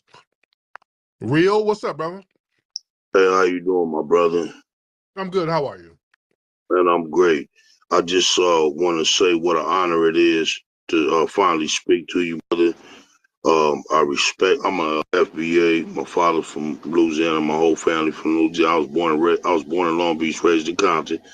You know what I'm saying? So, my mama and her side of the family Native American. You know, and I just wanted to add on and just say, you know, I appreciate you and all the brothers riding for the FBA, their lineage and everything. Keep doing it, because other than tethers, we have a real serious problem with these Pan-Africanists. Yeah. They are the gateway for tethers to come into this country. They are caping hard for all tethers. Mm-hmm. What part of the country do you live in, brother? Well, off of Avalon and the Laundry. I'm from the Twilight Zone. Oh, okay. Are you still out here now? You heard it? No, I'm not out here. I'm not in California right now. I moved out of state because California did us bad, me and my family. I've been married 18 years. I got 5 kids, you know what I'm saying, to an FBA woman from Long Beach. And, you know, we couldn't even live we was homeless in California. That's how bad Democrats treat Black people in California. And I've always said that California is more racist than any Deep South. Any country, any state in America, you think it's racist, well, you come to California. Were you out here when Chief Daryl Gates was out here running the LAPD? Yes, sir. I was born and raised with it, and punk ass Willie Williams too. Oh yeah, yeah. They got that sample. Yeah, I said that the other day when I lived in Alabama. You know, they had racism, but I didn't really see the real deal racism until I came out here. It was real pronounced, and I'm like, this is all so-called liberal out here. They were smashing down on brothers, running up in people's cribs with damn tanks. I'm like, what the hell? Yeah, when I came out here to California as a teen, and I saw them running up in people's houses with batarams every other damn morning, I'm like, what the hell? And they're supposed to be all liberal? Sure, yeah, I got a wake-up call very early on. That liberal conservative thing when it came to the dominant society. It was like a distinction without a difference. From New York Times best-selling author Tariq Nasheed.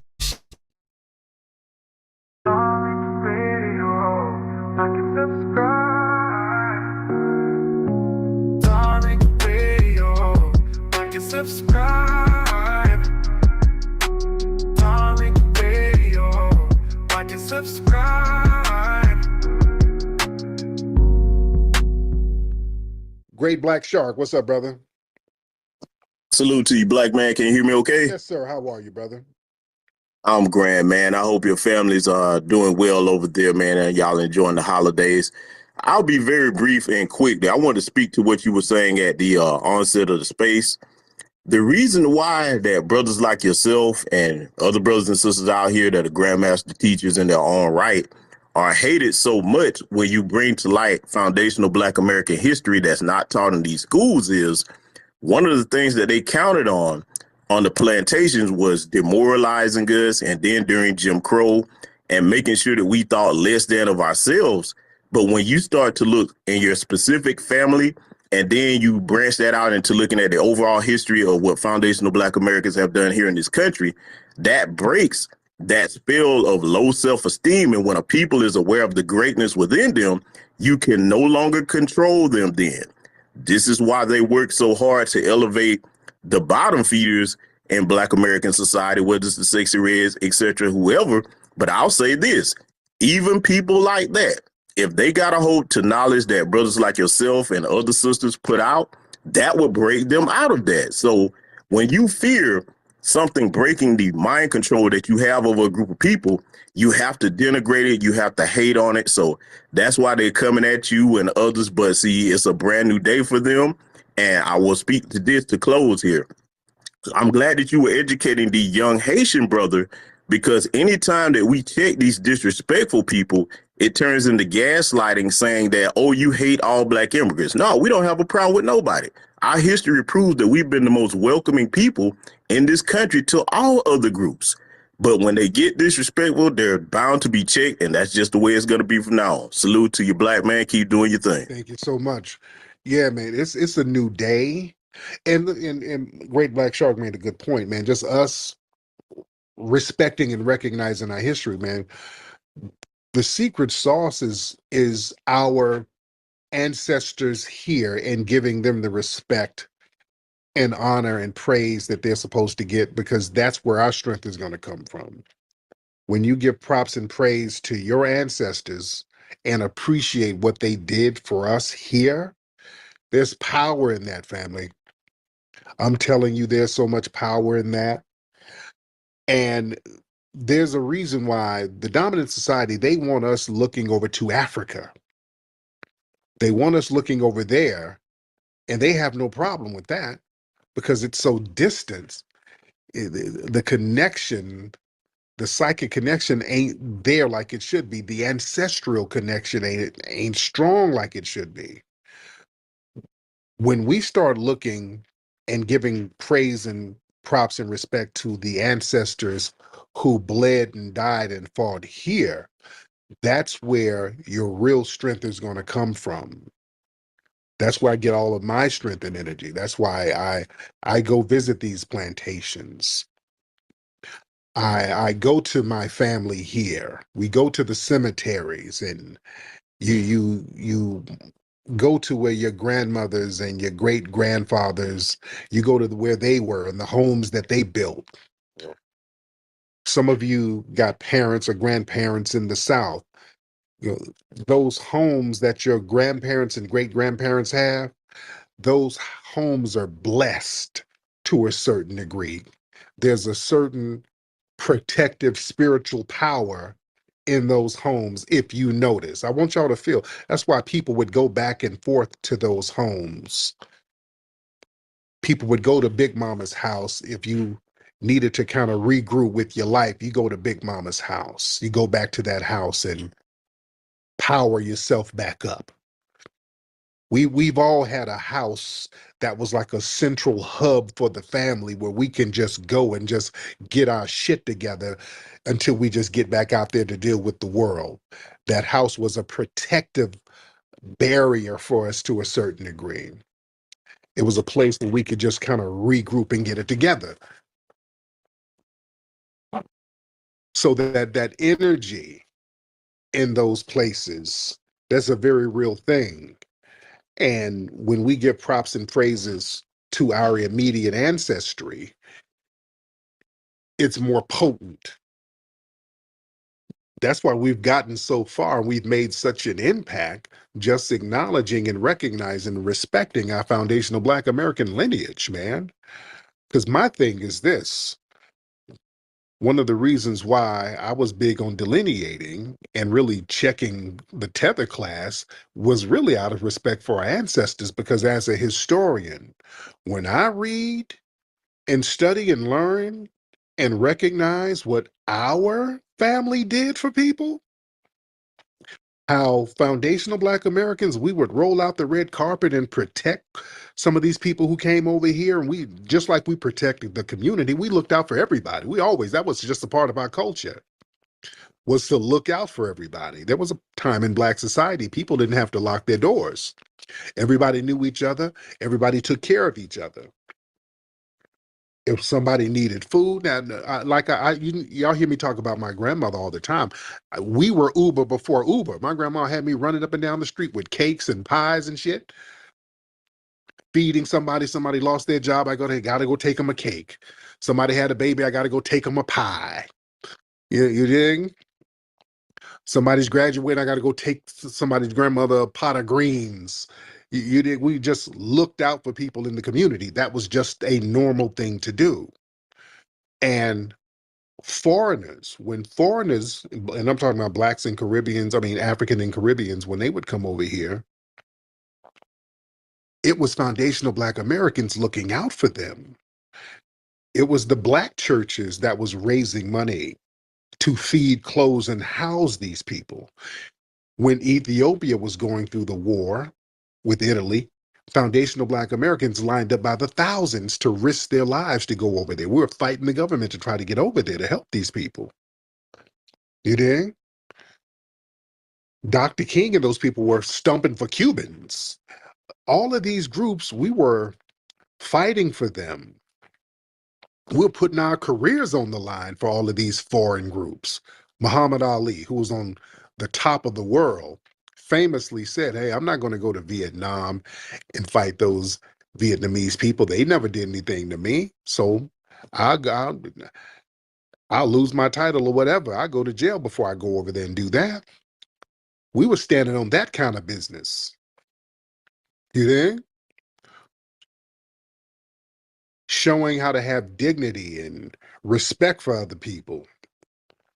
And for us to do that and folks to reciprocate by coming over here calling us Akadas and Jarirs and Abids and all of these derogatory names, hell the hell. As a historian, just knowing what we've done, I'm not going to allow that kind of disrespect. Just out of respect for my own ancestors, just out of respect for the people from my own lineage, they don't deserve that damn disrespect. You understand? So we have to stand up for them and not let people denigrate what they've done, because these folks wouldn't be over here if it were not for our people. None of these people would be over here. Our people sat up here and fought for folks. So I'd be damned if y'all gonna send a goddamn Myron Gaines over here to talk some bullshit and we ain't gonna say nothing. You know what I'm saying? Y'all should be ashamed to have people over here like that. So yeah, we should have been checking these folks. We should have been getting some straightening with these people. After all we've done, all over Africa, South Africa, you look at any movement over there, we were the ones putting the batteries in the backs of the people. We, as foundational Black Americans, we were the ones many times lighting that fire. Over in South Africa, many of our Black artists were over here fighting against the apartheid system. We were up in Washington, D.C., going at the embassy, going after corporations that would invest over there. Some of our music artists, Stevie Wonder, some of our big name people speaking against that stuff. Hell, going back to Gil Scott-Heron, What's the Word, Johannesburg, we're making records about this stuff. We were standing on this saying, hey, y'all gonna have to stop mistreating those people over there. That's not gonna happen. We're not gonna invest money. Y'all gonna have to cut that nonsense out. So we've done too much for people to be disrespected by anybody. So yeah, we're getting some straightening and we're just making everybody put some respect on it. Let me get Kofi. Let's get Kofi in here. Let's get Kofi in the building. Brother Kofi. And Kofi has one of my idols, the great John Horse, in his profile picture. Kofi, are you ready to talk, brother? Or did you go get a snack while you're waiting on hold? What's going on, bro? How you doing, Kofi? I'm doing good. I accidentally hell, but I just want to give you a shout out, man. About what you're doing, because like just from watching your hidden colors, I was strong Pan African. You know, I wanted to move to Africa, got in the truck and but like listening to your space and the stuff I heard, disrespect, it kind of made me change my whole trajectory, what I wanted to do, or whatever. So, man, shout out to you, man. That's all I want to say, man. I'm in my plane. Much Master respect. teacher, bro. Thank you so much, brother. I appreciate you. All right, we in here. We in here. Let's get you, Savior. Yeah, you can hear me? What's up, brother? I hear you. Yeah, what's good, Tariq? Yeah, I appreciate everything you've been doing, man, since the 90s, man. You know, everything, Yes. man. Everything. But I just wanted to say, you know, like, I don't know where the disrespect comes from a lot of people. You know, we all the same color, but we done so much for the world, man. You know, like Yeah. then from the inventions, you know, sports, you know, baseball. Like, we've done so much for the world. Why are people trying to hold us back, man? We could do so much more for the world. You feel me? Like, it's, I feel like this world should be in a different place, but us as Black Americans been held back by many people, you know, like, and it's just sickening, you know, because we done so much for everybody, you know, and it's plain sight, you know, for everybody to see it, you know, it's just artists, music, everything, you know, like I just don't be getting it sometimes, man. But I do have a lot of friends, you know, that's from different, you know, backgrounds, Caribbean, you know, African, but in the masses, you know, like we just got to be, you know, come together and just do what's right for each other, you know. Oh yeah, oh yeah, and look, we're cool. We're cool with Africans and Caribbeans. We don't have a problem with them. We don't. We're cool. We do not have a problem with African and Caribbean. Yeah, we got some Jamaican brothers and sisters who are solid. We have Nigerian brothers and sisters who are solid. We have some immigrant folks who are cool in the game. We had our event at the museum a couple of weeks ago.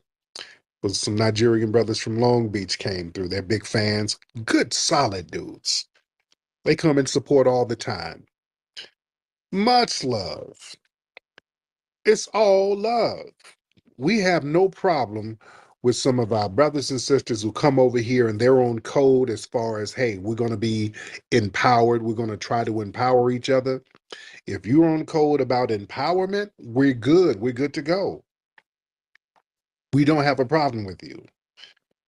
The problem we have is when y'all send these little janky Sambos over and they start talking about, well, what y'all trying to get reparations for. When it gets into that weird ass stuff, then we got problems.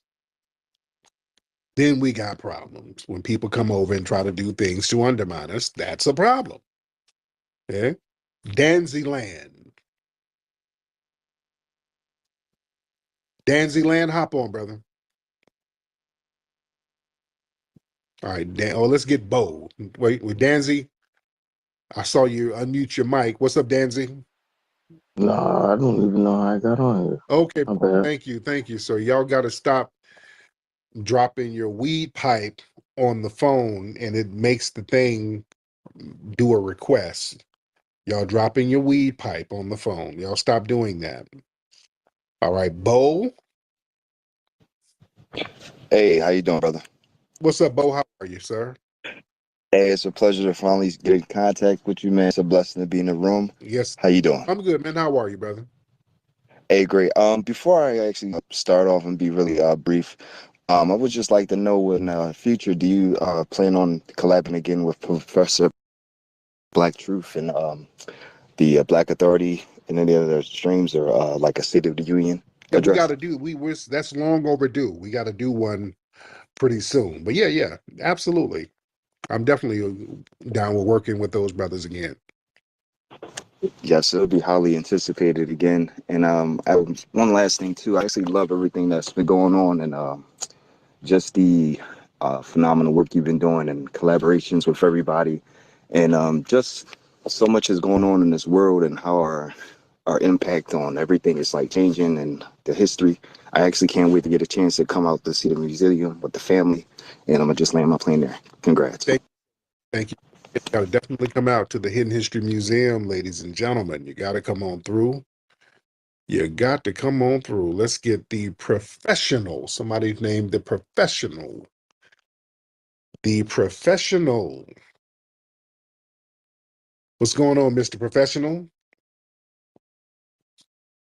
If you can unmute your microphone, Mr. Professional, that'll be great. And while we're waiting on Mr. Professional, we'll get Tat in here.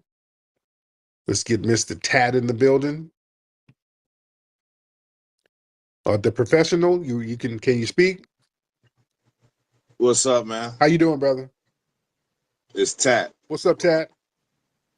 What's up, man? I just want to appreciate everything you do, man.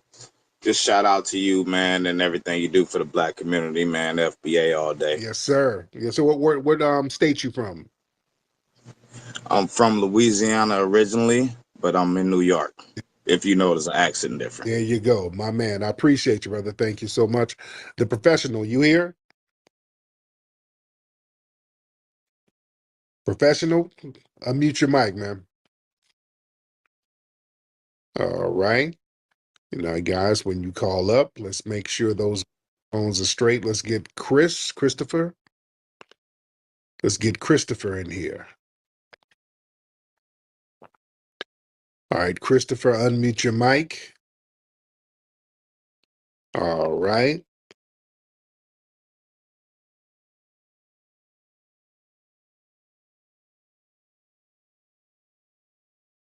Y'all got to get it together so y'all don't slow everything down. All right, let's do this.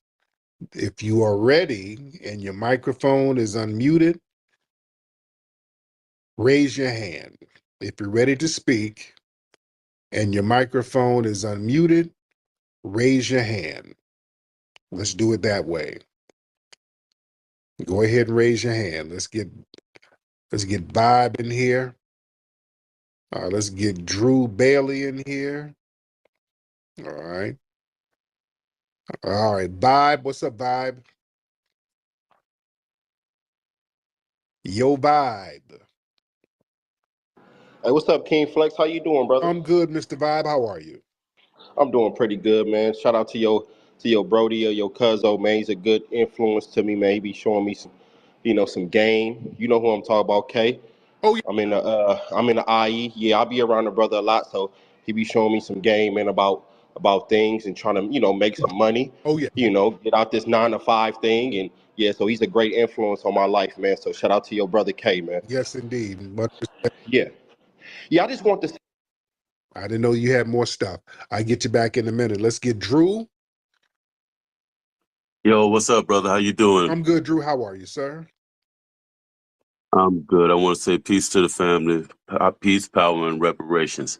Hey, I know you've been talking about doing this new Hidden Colors, and you were saying that you want to put some black women in it, some powerful black women that did some Yes. things. I've been trying to get in touch with you since since the fifth Hidden Colors, about the rebellions and all that. Before you even did I guess I had the wrong email. But have you ever heard of Anna Nagaya No, I Kingsley? haven't heard of her. Who is she? Well, well, Anna Kingsley, she is like the Betty Mason of Okay. Jacksonville, Florida. She was a slave that was purchased at 13 years old out of Cuba by a man from England named Zephaniah Kingsley. They had what he bought her, fell in love with her, and they moved right at the mouth of the St. Johns River here in Florida, in Jacksonville, and they had what they call the Kingsley Plantation. Mm-hmm. And when he married her before he got from Cuba to Jacksonville, and she finessed him at 13. He gave her the plantation, and she ran the plantation. The plantation was the whole island of Fort George Island. And what he would do was, when he would go around the world doing his travels, he left her to control the plantation. And what she did, she basically built up Jacksonville, Florida.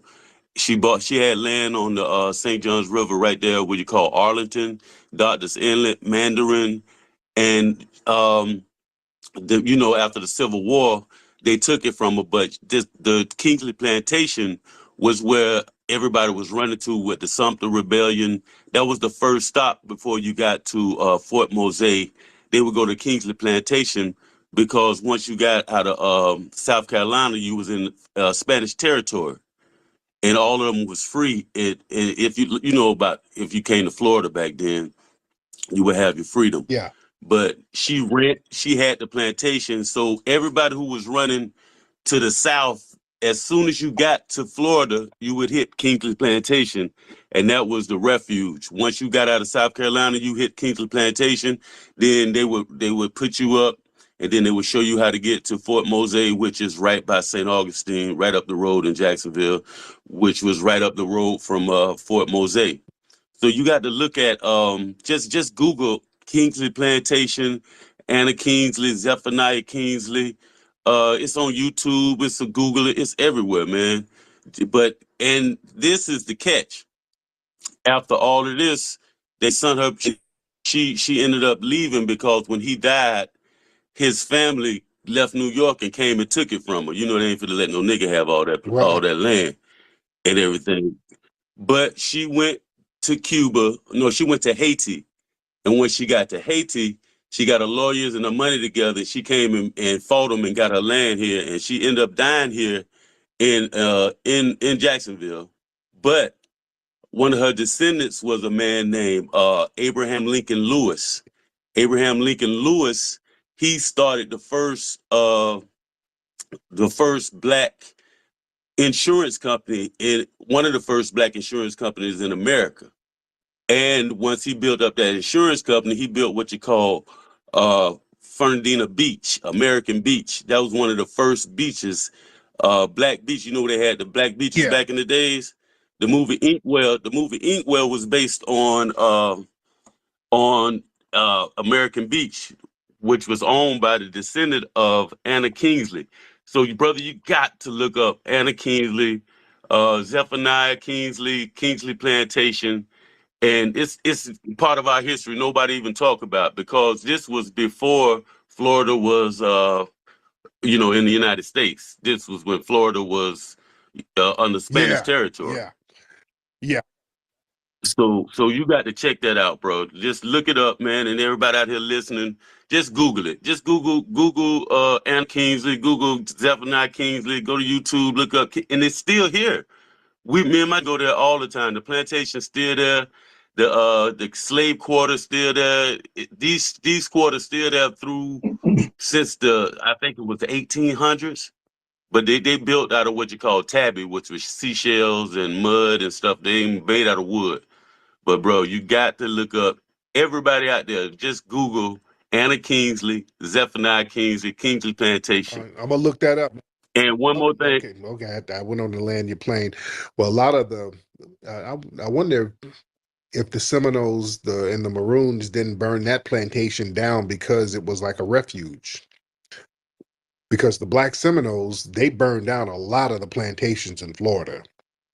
They were going around knocking them bitches out. They were tearing them plantations up down there in Florida. From New York Times best-selling author to We do have a lot of folks in here.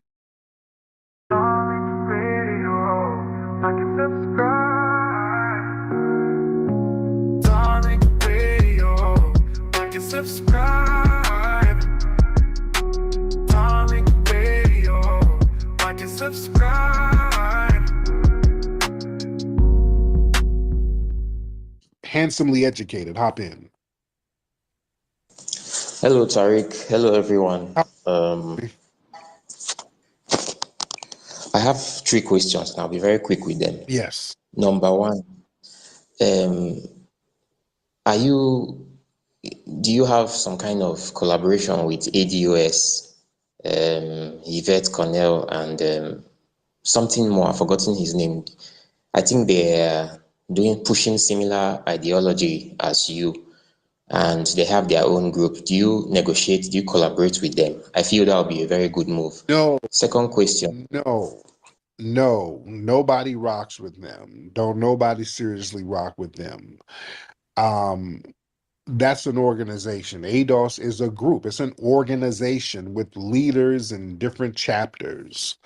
I don't do that. I'm not with no organization that's supposed to be a lineage. It's confusing. We don't have an organization over here. Yeah. Whatever they want to do with their organization, knock themselves out. I ain't got shit to do with that. So yes. Okay. Second question is, there's as an African, I see the whole diaspora wars, and I'm more on your side, FBA's, ADOS. But another part of me feels FBOS is not synonymous. It ain't okay. It ain't even in the same realm. Foundational Black American is a lineage. That's all it is. Let's just be very, very clear. ADOS is an organization. FBA is not an organization. So FBA, ADOS shouldn't even be in the same realm. There are no leaders of Foundational Black Americans. There are no chapters for Foundational Black Americans. There's no paperwork you got to fill out for Foundational Black Americans, none of that. So it's not the same at all. One is a group, the other is just a lineage. Foundational Black Americans, that's 43 million Black people who are non-immigrants. ADOS, that's an LGBT-run organization with a chopper suit wearing stud and a big frog-looking Negro with man boobs. So it's a totally different thing. So let's be clear. Do not conflate the two. Thank you. Now, what's the next question, sir? Okay, my next question is, it seems that, and I've seen these comments play out several times, they're like, oh yes, they tell us, the Africans, they say nasty things, they're problematic, but the real threats are Mexicans, Indians who are racist, who could be violent. What do you think about that? Do you feel maybe the attention is more on a lesser threat than the real bad guys who are flooding in through Mexico? They are racist, they are violent, they have MS-13, they have the cartels, and they have history of racism in South America and in Good, their countries. good question. Here's the thing. You say, why focus? Why? This is the question. Why do FBAs focus on Africans and Caribbeans when we should be focused on the racist Latinos and people like that, right? Yes, yes. Here's the problem with that. When you have racist Latinos like Fat Joe, who says something slick about foundational Black Americans, and then there's Caribbeans sitting up there cockeying and kikiing about it, that's a problem. Then we're going to have to look at some of you too. You understand how that works? Yes. Right. Got it. That's a problem. Because a lot of the non-FBAs who are, quote, Black, African, and Caribbean, you'll be sitting up here with the racist Latinos skinning and grinning when they're denigrating us. So, yeah, you're going to have to get that work too. That's how that works. But thank you so much for asking, sir. All right. That's why we focus on all of you. That's why. Because y'all have a lot of camaraderie with your fellow immigrants over us. And that's an issue. If you're going to be riding with them, then let us know what's happening so we can put you over here in the goofy corner with them. You dig? Because if you sitting up here with some racist Latinos saying all types of vitriolic stuff about us, and you feel like you don't really have no camaraderie with us, you have more of a camaraderie with this Latino immigrant because deep down you feel like you're a Latino, because we got to be very clear. A lot of these people from these Caribbean places who are, quote, Black, just like Haiti. We'll look at Haiti. Haitians are technically Latino. Did y'all know that? I talked about this before. Haitians are technically Latino. Yeah. You see out here in LA, you see some of these Black folks who have somewhat of a camaraderie with a lot of the Latinos. Like we have a lot of Belizeans in LA. Many Belizeans are kind of Latino to a certain degree. That they have Latino last names. OG Genesis, what's it? OT Genesis, the rapper. What's he? His last name is Hispanic. He has a Hispanic last name because he's Belizean. Yeah. So you see a lot of that.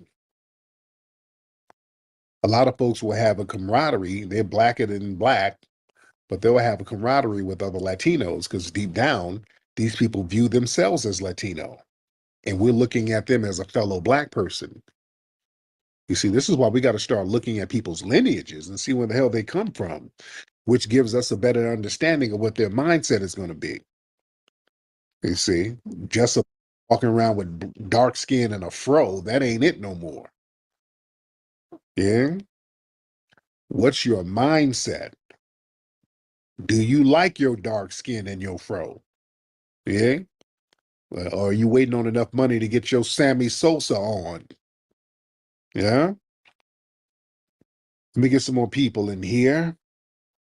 Y'all raise your hand if you are ready. Raise your hand if you're ready. All right. because we do have a lot of folks in here, and I want to make sure I get folks on here and their microphones are clicked in. Let's get, I think I had you on here before. Garav, let's get Garav in here. Garav. Hey Tariq. What's up, Garav? Yeah, I talked to you yesterday and you said you didn't believe I was from Spain. I'm definitely Spanish. Name in Spanish. I'm sorry? What is your name in Spanish? Well, I don't speak a lick of Spanish. I've been in America all my life. I'm an American. You're Spanish, but you're an American. Correct. By lineage, I'm Spanish. Who came over here? Are you Hispanic? Like somebody from Puerto Rico or Honduras or something? No, Spanish from Spain. Because you sound like are you mixed with Negro? There seems like some Negro in there. Perhaps North African, maybe. Maybe North African. Okay, what? Maybe. You are you Moroccan? Well, what is it? Well, on my dad's side, a little bit of Moroccan, but I'm Spanish though, so you can do what you want with that. But you sound like a black person. You sound like a black person. I'm Spanish. I don't know about that, man. You don't sound Spanish. All right, but what? Well, yeah. Yesterday I was saying I don't believe that Black Americans deserve reparations, because Because what? Okay, Garab. If you all aren't going to let white people. Okay, dude, your phone is too damn janky. Okay. And you talking about you Spanish and you ain't no damn Spanish. Okay, let's get Birdman. Let's get Birdman from his troll account. Birdman23. What's up, Birdman23 from your troll account? Hey, how you doing? I'm just a bird. Hi, Tariq. I just followed you. How are you? I'm good. So what's on your mind, Birdman? Oh, I don't know, man. I just thought I'd pop in and say what's up. I mean, I don't got nothing important to say. You can boot me now if you want. I get it. What state are you in? Sorry? What state are you? Oh, I'm up here in the 51st state, Canada. Okay, there it is. All right, man. We'll go ahead and ride you a moose or something. Let's get Mac Glorious. Yo, King Flex, what's good, my brother? What's up, brother Mac? How are you, sir? I'm doing good, my brother. I got a quick question, bro. Yo, why don't you get into making movies, man? With all these documentaries, these books, you ever thought about getting into movies? That's the only question I have, my brother. Appreciate you. Do some more narrative films. We did a horror movie about a decade or so ago. I just be busy. These narrative movies are very easy to do. They're easy. Documentaries are harder to do, but they're more impactful, though. You know, let's get RJ in the building. Mr. RJ. Tariq, What's going on with you, RJ? Where you been hiding? No, I've been around, just watching the Republican right wing meltdown. Oh, yeah. Have you seen? Yeah. Yeah. Have you seen the spike of how can I change my vote Google searches? It's insane. It's insane. But yeah, people are getting pissed off. Vivek has pissed people off, and Elon. It's all over the place. I love it. Shit. It's hilarious. And like, do you know every recession has been under the Republicans and have been under even COVID, under the Republican Party, under Trump. Democrats always have to pull up. Oh Lord, America. You and this damn Democrat shilling, man. Do they ever give you guys a day off? Hey, but it is what it is. You're a historian. You should care about that. That why does the Republicans always put America in the dirt and Democrats have to pull America back out again? You're a historian. You should start thinking like that. Stop thinking like a Republican shield. Stop thinking like a Bloods and Crips, who always has to bring America back out the dirt? They're Democrats. Democrats always have to do that. And now it seems like, Trump is going to put America back in the dirt again, with all these tariffs and all these things that people are so regretting their vote, and they want to change their vote. This is why you never vote Republican. They're going to put you in the dirt. Every conservative country, they just put, you see, even in the UK, Labour is in charge. Now, because you just conservatives. Jay, it just sounds like you're upset because they're about to deport your cousins. Is that what you're upset about? Hey, no, like this all like if you want to see it as fun and games, hey, I can watch it as fun as games, but I can also watch it as pathetic, racist, white supremacist agendas that always put whatever country that takes hold of it, put that country in the dirt. And then Labour or Democrats or some blue party always has to bring that country back out the dirt. Now, speaking of dirt, are they going to send your family back to the shanty towns in your homeland? Is that going to happen? I'm not going to go with you on immigrant bashing. And like Obama, the Great Recession happened under Bush, and Obama had to pull out America from the dirt again. And Trump is going to put America back in the dirt. And some, blue Democrats party member is gonna have to pull it back out again. And and apparently you switched. I guess you party switched yourself, and now you're a Republican conservative shield. It is what it is, but it's fun. It's fun to see them scrambling once they see that Republicans are for the rich, and they'll exploit them. See, this is why people delineate. See, you're doing tether stuff by lying. And tethering makes people want to delineate. See, this is where you lose trust. That's why people don't want to support what you have to say. When y'all start lying, like you said, Wait, have you not been bootlicking the Republicans for like the whole year? I haven't. And I haven't voted for the Republicans, nor have I told anyone to vote for the Republicans. So, you kept on saying that Republicans are the better choice. Yes, they but they are? But why are people saying I'm going to switch my votes? Wait. Let me ask you this. Have you searched? You're not going to talk over me. Yeah, you have a lesser of two evils. Yeah, if you got two evils, then you ask me what the lesser of two evils is. I'll say this is the lesser of two evils. That doesn't mean I'm supporting them. I never supported the Republicans. I didn't vote. So you sitting here lying just makes people want to further delineate. I voted for the couch. I did not vote for anybody. So you just lying is kind of a stereotype of a lying, scamming tether, which makes people want to delineate even more. Sir, you don't want to be that. And then y'all say we're xenophobic because we don't want to be around your lies, RJ. Because you're a Democrat shield. They send you over here to spew these same tired Democrat talking points, and we ain't trying to hear that bullshit. That's why we made the Democrats crash and burn. And now some of your cousins are going to have to get sent back over there. Did you research how can I change my vote? Well, did you research what y'all going to do when y'all get sent back over to your homeland, sir? What you going to do? I mean, you can't. Can your Uber license transfer over there? Okay, RJ, he left. Okay, RJ. We don't want to hear Democrat shillery. We don't want to hear it. All right. Let's get BLM and DEI. That's a hell of a name. BLM and DEI. What's up, man? Hello. How's it going? I'm good, man. Where are you calling from? From the lovely state of Michigan. There you go. That's where I was born. I was born in Michigan. Now, Stop. Sound like an immigrant. Where's your family from? Wait, you said I sound like an immigrant? Yeah, you do. Bro, no.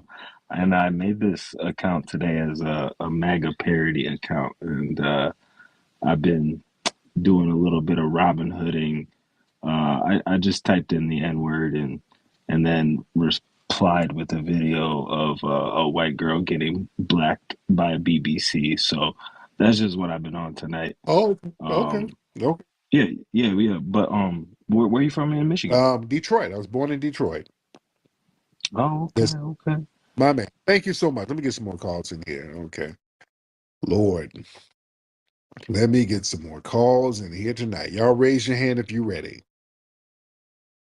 Raise your hand if you're ready. Let's get James Cotton in the building. James Cotton.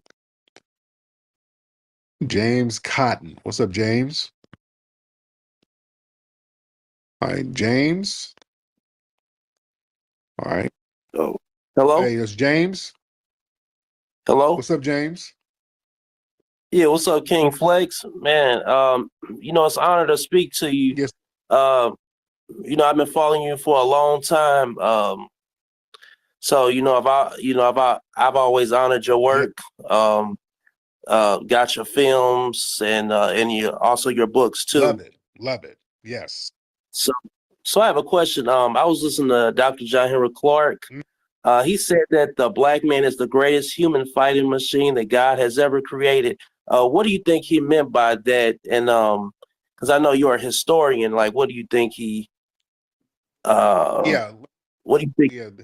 Yeah, the black man is, man. We fought for so many people, and black men, particularly foundational black Americans, we're so thorough as far as fighting because there's a few things. We fought in every war, and Dr. John Henry Clark talked about how American black people are a threat to white supremacy because we've trained with their military. So we know a lot of their tactics.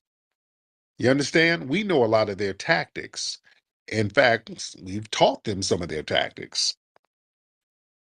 Family, the U.S. military, they study some of the battles that we've had. Some of the Maroon fighters, they study that stuff. In fact, private military companies like Blackwater, they set up their headquarters in the Great Dismal Swamp. That was a sanctuary area for foundational black Americans who escaped slavery. I did a movie, American Maroon, about that.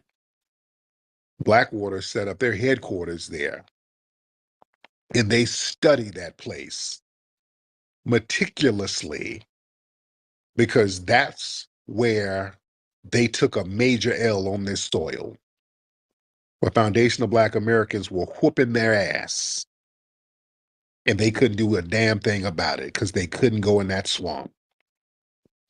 We set that swamp up so militarily intact where you had to know certain codes to get in. White people would not make it out. There was a rule. If a white person come in, they ain't leaving out.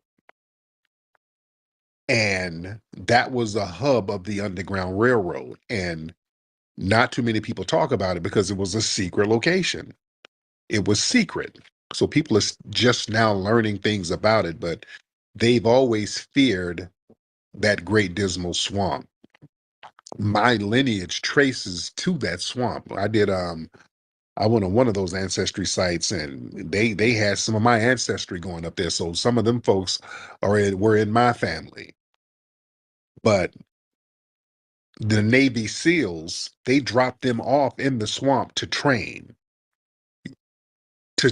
on what we did in order to survive for centuries in that swamp without getting caught. They study us, ladies and gentlemen. When we start getting in the realm, we start changing the game. The Civil War was won because of foundational black Americans. This is what Abraham Lincoln said. He said it would not have been won if it weren't for the black freedmen. Lincoln said this. We saw what the Tuskegee Airmen were doing, and the precursor to the Tuskegee Airmen was John Robinson, the Brown Condor. He was the precursor to the Tuskegee Airmen. That was the brother who went over there to Ethiopia to teach them how to fight and fly. Yeah. Oh, we're phenomenal. Well, foundational black Americans are phenomenal. People like John Horse. Somebody had John Horse's picture. John Horse, one of the greatest military men in American history, foundational black American, black Seminole, was whooping up on the U.S. Army's ass. Yeah, and they had to cut a deal with him and have him move out west. John Horse was badass, you think? And then went down to Mexico, made a deal with them, and he was fighting off the hostile Indians and fought off the Texas Rangers. He whooped their asses. You think?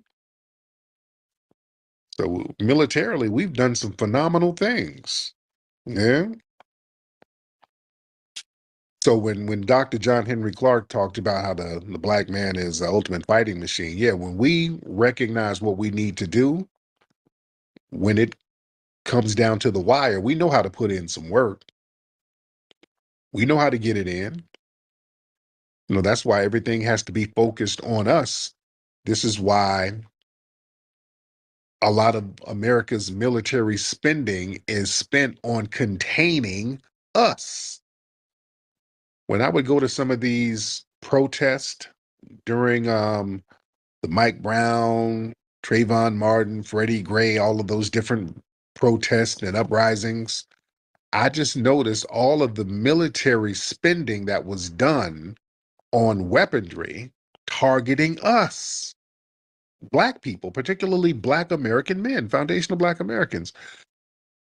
These people had military grade tanks out in these cities in Baltimore and Ferguson, just for us, for Black men, for Black citizens out here standing up for justice. These people had billions of dollars worth of military weapons aimed at us.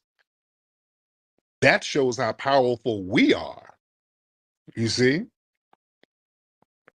That shows our power. They don't do that over in the Caribbean or in Africa. They don't need it. They go over there with a couple of sticks and some sandwiches and they'll make them do anything. Over here with us, no, you got to bring the military heat on us. You got to outnumber us militarily. You got to have, just like in Tulsa.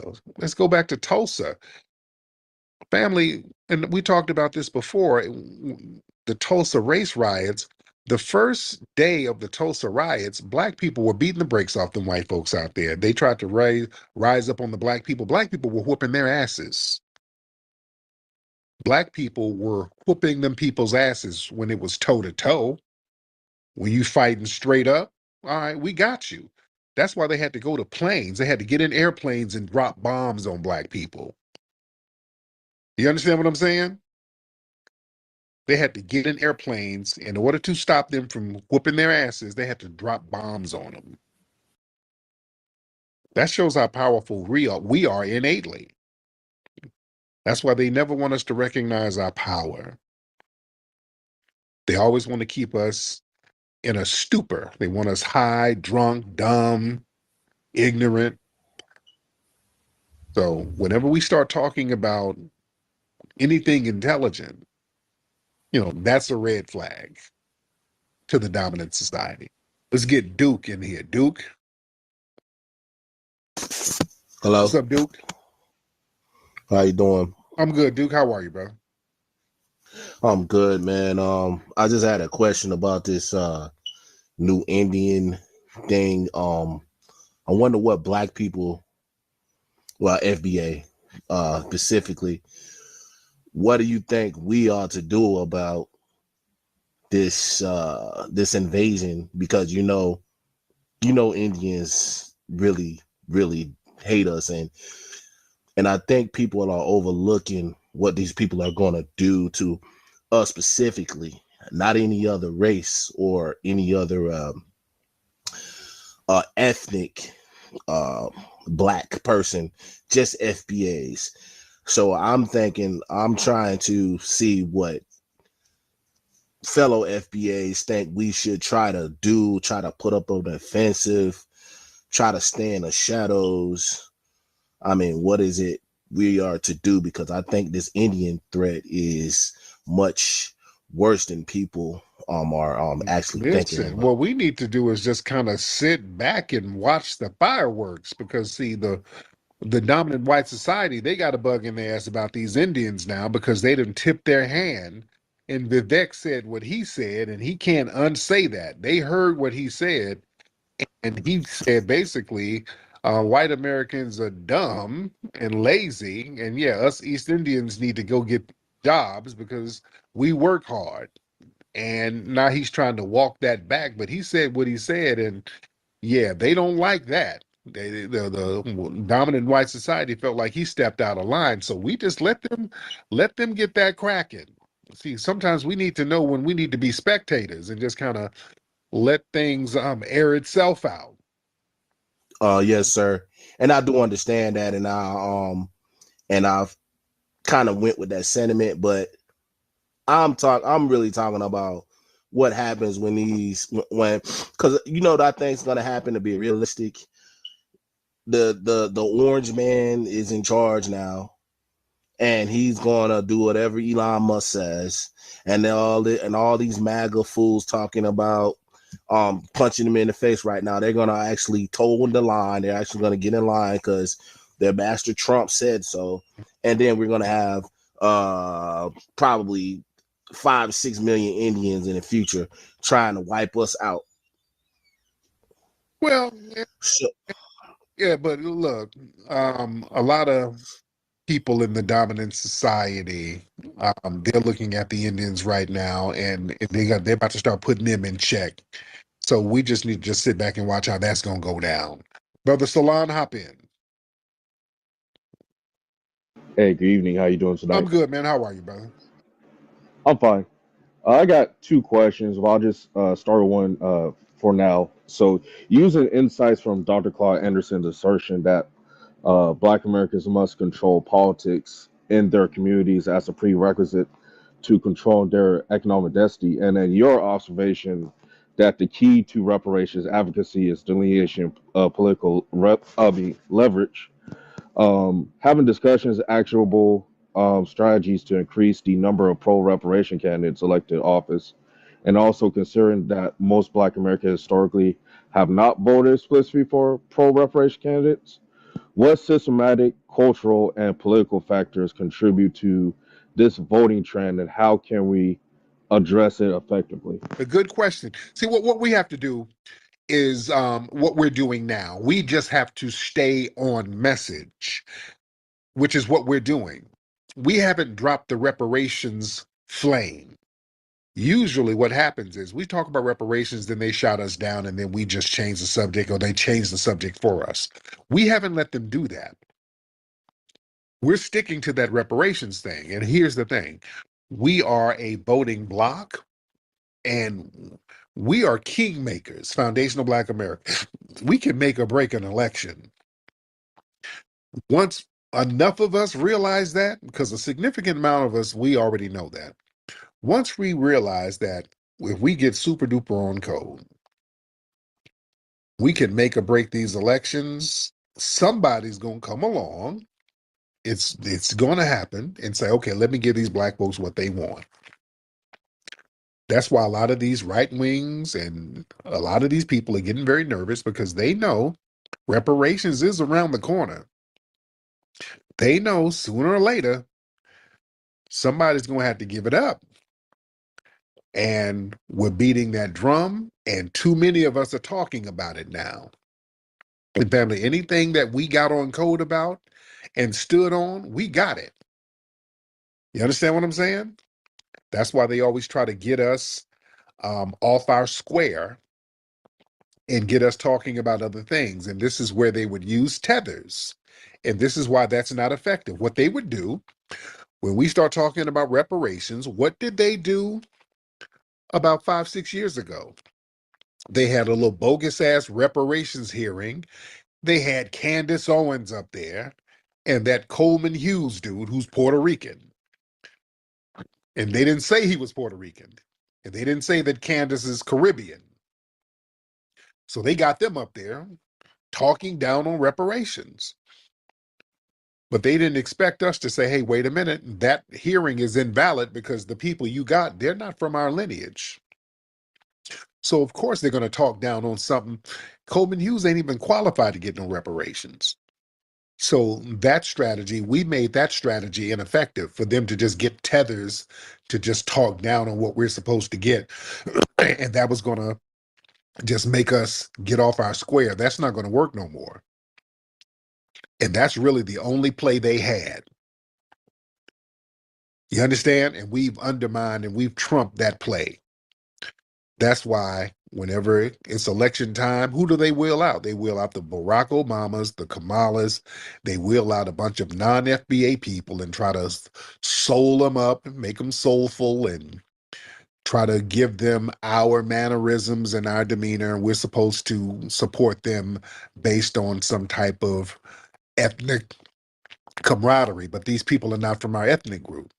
So we're not falling for that banana in the tailpipe. So just us being on our cultural square, that's all we need to do.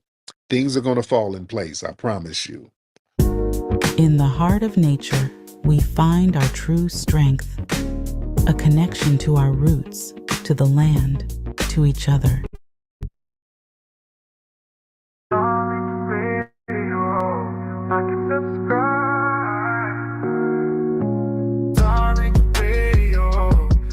Subscribe, darling radio, like and subscribe. Dark Seed in the building. Dark Seed. Yo. What's up, Dark Seed? So, like, I mean, I got an issue with the Native American thing because, I'm like, gonna need you to speak up. Speak up, brother. Get the earpiece off. Speak up.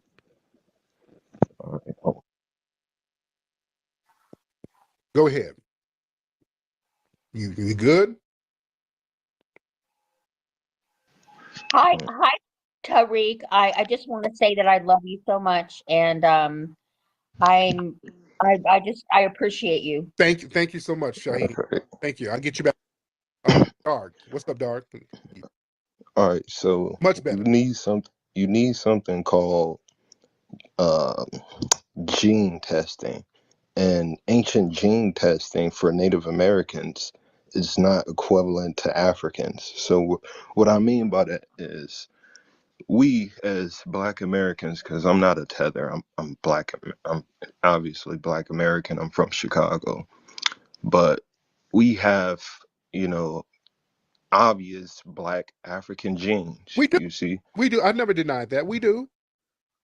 Yeah, so like I don't agree with the whole, oh, we were Native Americans, we were here before, you know, the actual Native American groups. Like I don't agree with that at all. Well, you don't agree with science and fact and archaeology because it's been proven. That's not even nothing to debate. You don't believe that? Well, okay. Well, science actually doesn't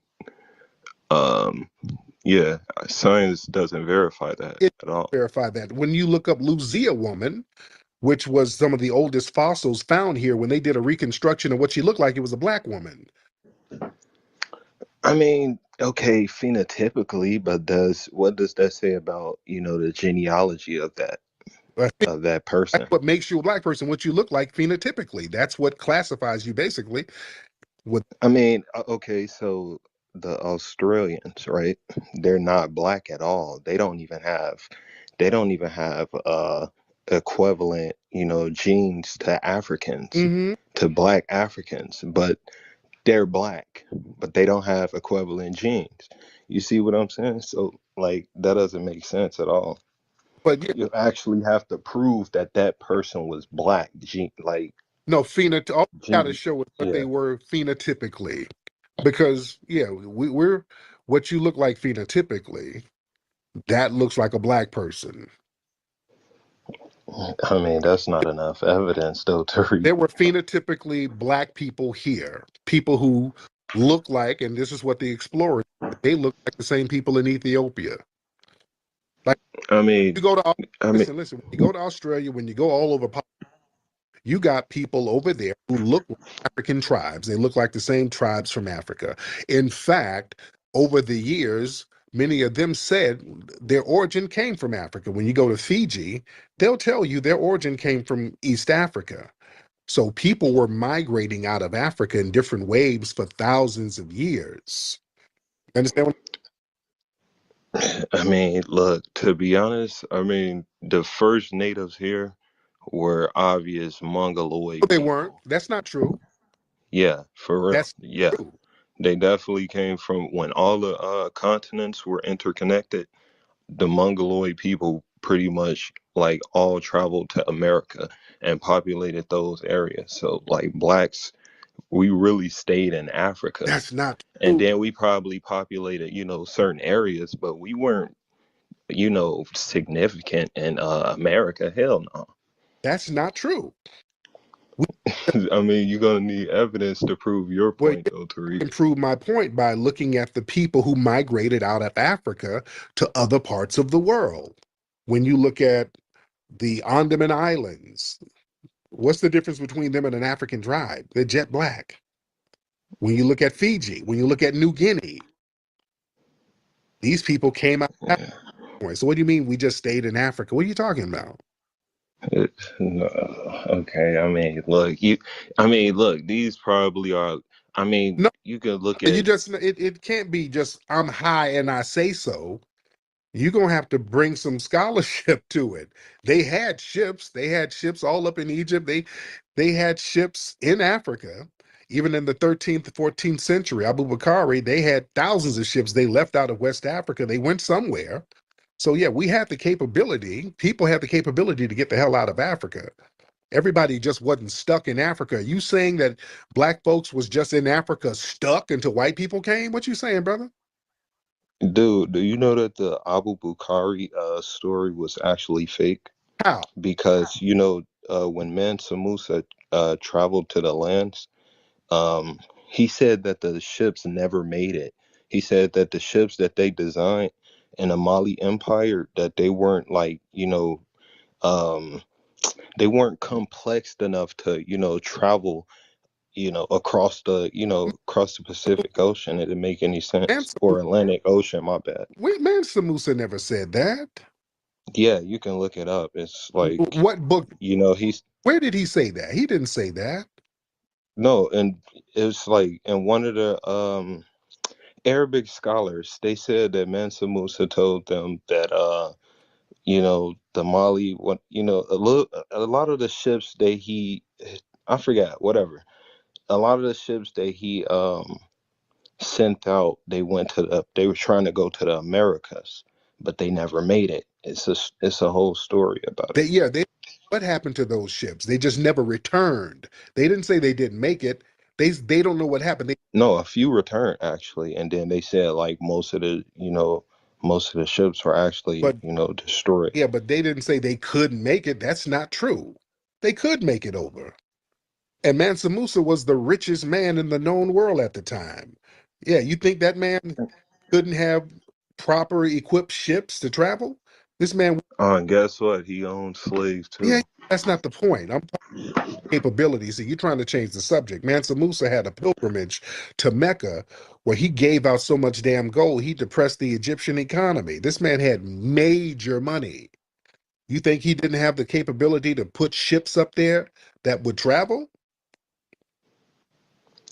I mean, well, look, I'm just going off based off what read, to be It, honest. And it said that the most of the ships never made it. it They were destroyed due to winds don't know what happened to. because the boats weren't complex enough. Yeah, there's no document that said that. No, it does Man, says that. Like, I mean, you can read it. no, You can read Mansa Musa actually. I feel like it was some Arabic scholar he was talking to, okay, and then they wrote it down. some scholar that's not documentation, sir. You're just saying stuff without backing it up. I can show you, I can give you books in scholars like von Wutenow in his book Unexpected Faces in Early America. This was a white man who had all types of ancient artifacts of what the aboriginal people here look like, and many of them were jet black, big lips, textured hair, wide noses like us. And this is very well documented. I can show you. I can give you some names and sources. I can give you Samuel Rafinesque, who was an early archaeologist in the Americas who came over here from France, and he did all types of archaeological studies and said, "Hey, man, A lot of these Aboriginal people were a bunch of wild Negroes running around the Americas, and they were like, "Oh, so we got to shut him up." Just scholar after scholar in those early days, they would admit that there were black people who were here in the Americas way before Columbus. And I can give names and references. Leo Warner, that was another one who talked about the Aboriginals here who were black folks. And then we look at the Olmecs down there in South America and Central America of black people that were here. But you're citing 18th century Right, stuff, though, to be honest. because Like, they were honest. I'm citing I mean, 18th century stuff, like, that doesn't have any, like, they didn't have any complex genetic testing or anything. Like, like, none of that stuff really hold weight, to be honest. yeah, they told the truth back then. This was before they had to start lying. It does hold weight. And when you see a big statue and when you see paintings like the Bone Impact paintings down there in South America of black people with dreadlocks, yeah, that holds weight, sir. All I'm saying is, look, if we can time travel, a Aztec will look at your ass like, what the are you claiming my tribe for? Like, what the who the are you? We're not claiming Aztecs. There were more people over here besides the damn Aztecs. There were way more people besides the Aztecs. There were thousands of tribal groups over here. Everybody didn't look the same. You understand? You go to Africa, everybody didn't look the same. You go to South Africa, there's a tribe, I think the San tribe. They look Asian damn near. They're light skinned, little light skinned Asian looking people. There were different phenotypes. You go to East Africa, you got the big old water light bulb heads. You got different phenotypes on continents. Everybody didn't look the same. So yeah, we ain't claiming Aztec, sir. But all I'm saying is, bro, your ancestors come from Africa, And West Africa. everybody, listen, brother, I'm telling you, all foundational Black Americans. telling you, everybody came from Africa at some point. So what does that have to do with our ethnogenesis? No, I'm just saying you were brought over here from by the white man and sold by black men. Mm-hmm. And we were already here as well, and we had an ethnogenesis. No, you weren't here. You were sold. Everybody has African ancestry. Everybody at one point came from Africa. So what's your point?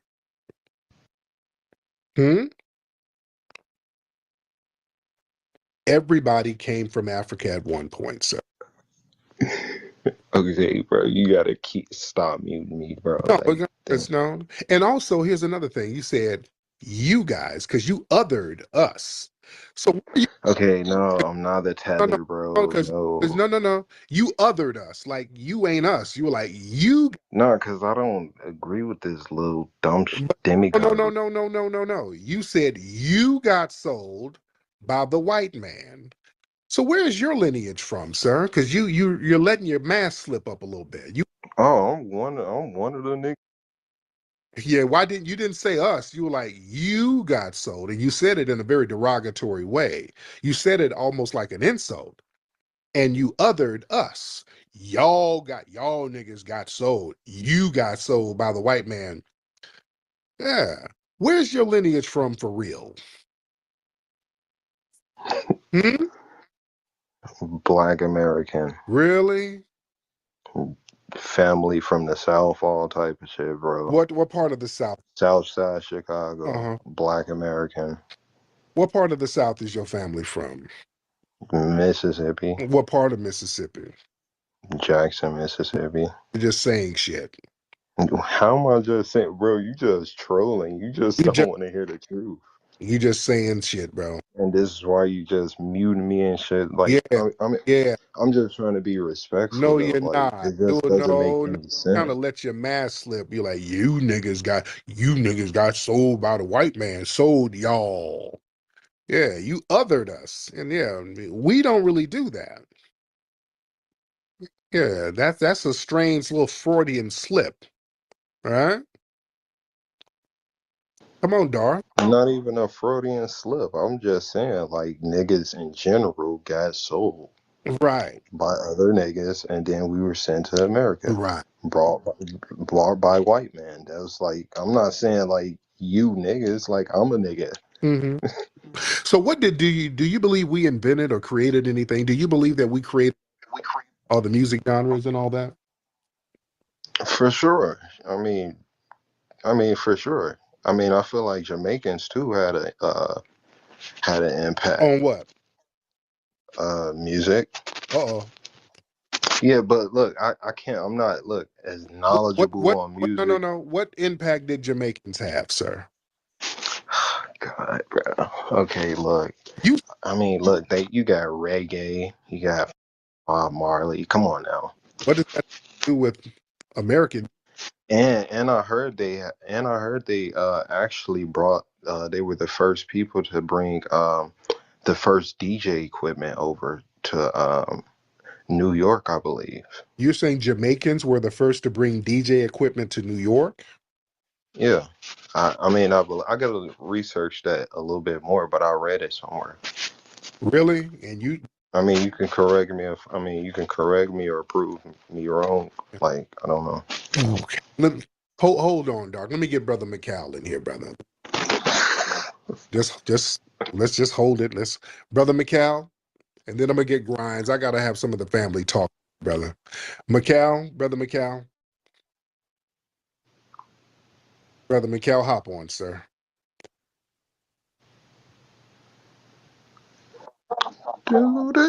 What's up, bro? You're kind of muffled, Brother McCall. How about now, dear brother? A little bit better. What's on your mind? Beautiful, beautiful. Happy Felicity. How are you? It's this slow talking nigga. Okay, don't be respectful. Be respectful, Dark, because now you're getting into some troll shit. That's why I believe you're a low key tether, because you. Okay, whatever, It's okay. bro. Yeah, that's okay.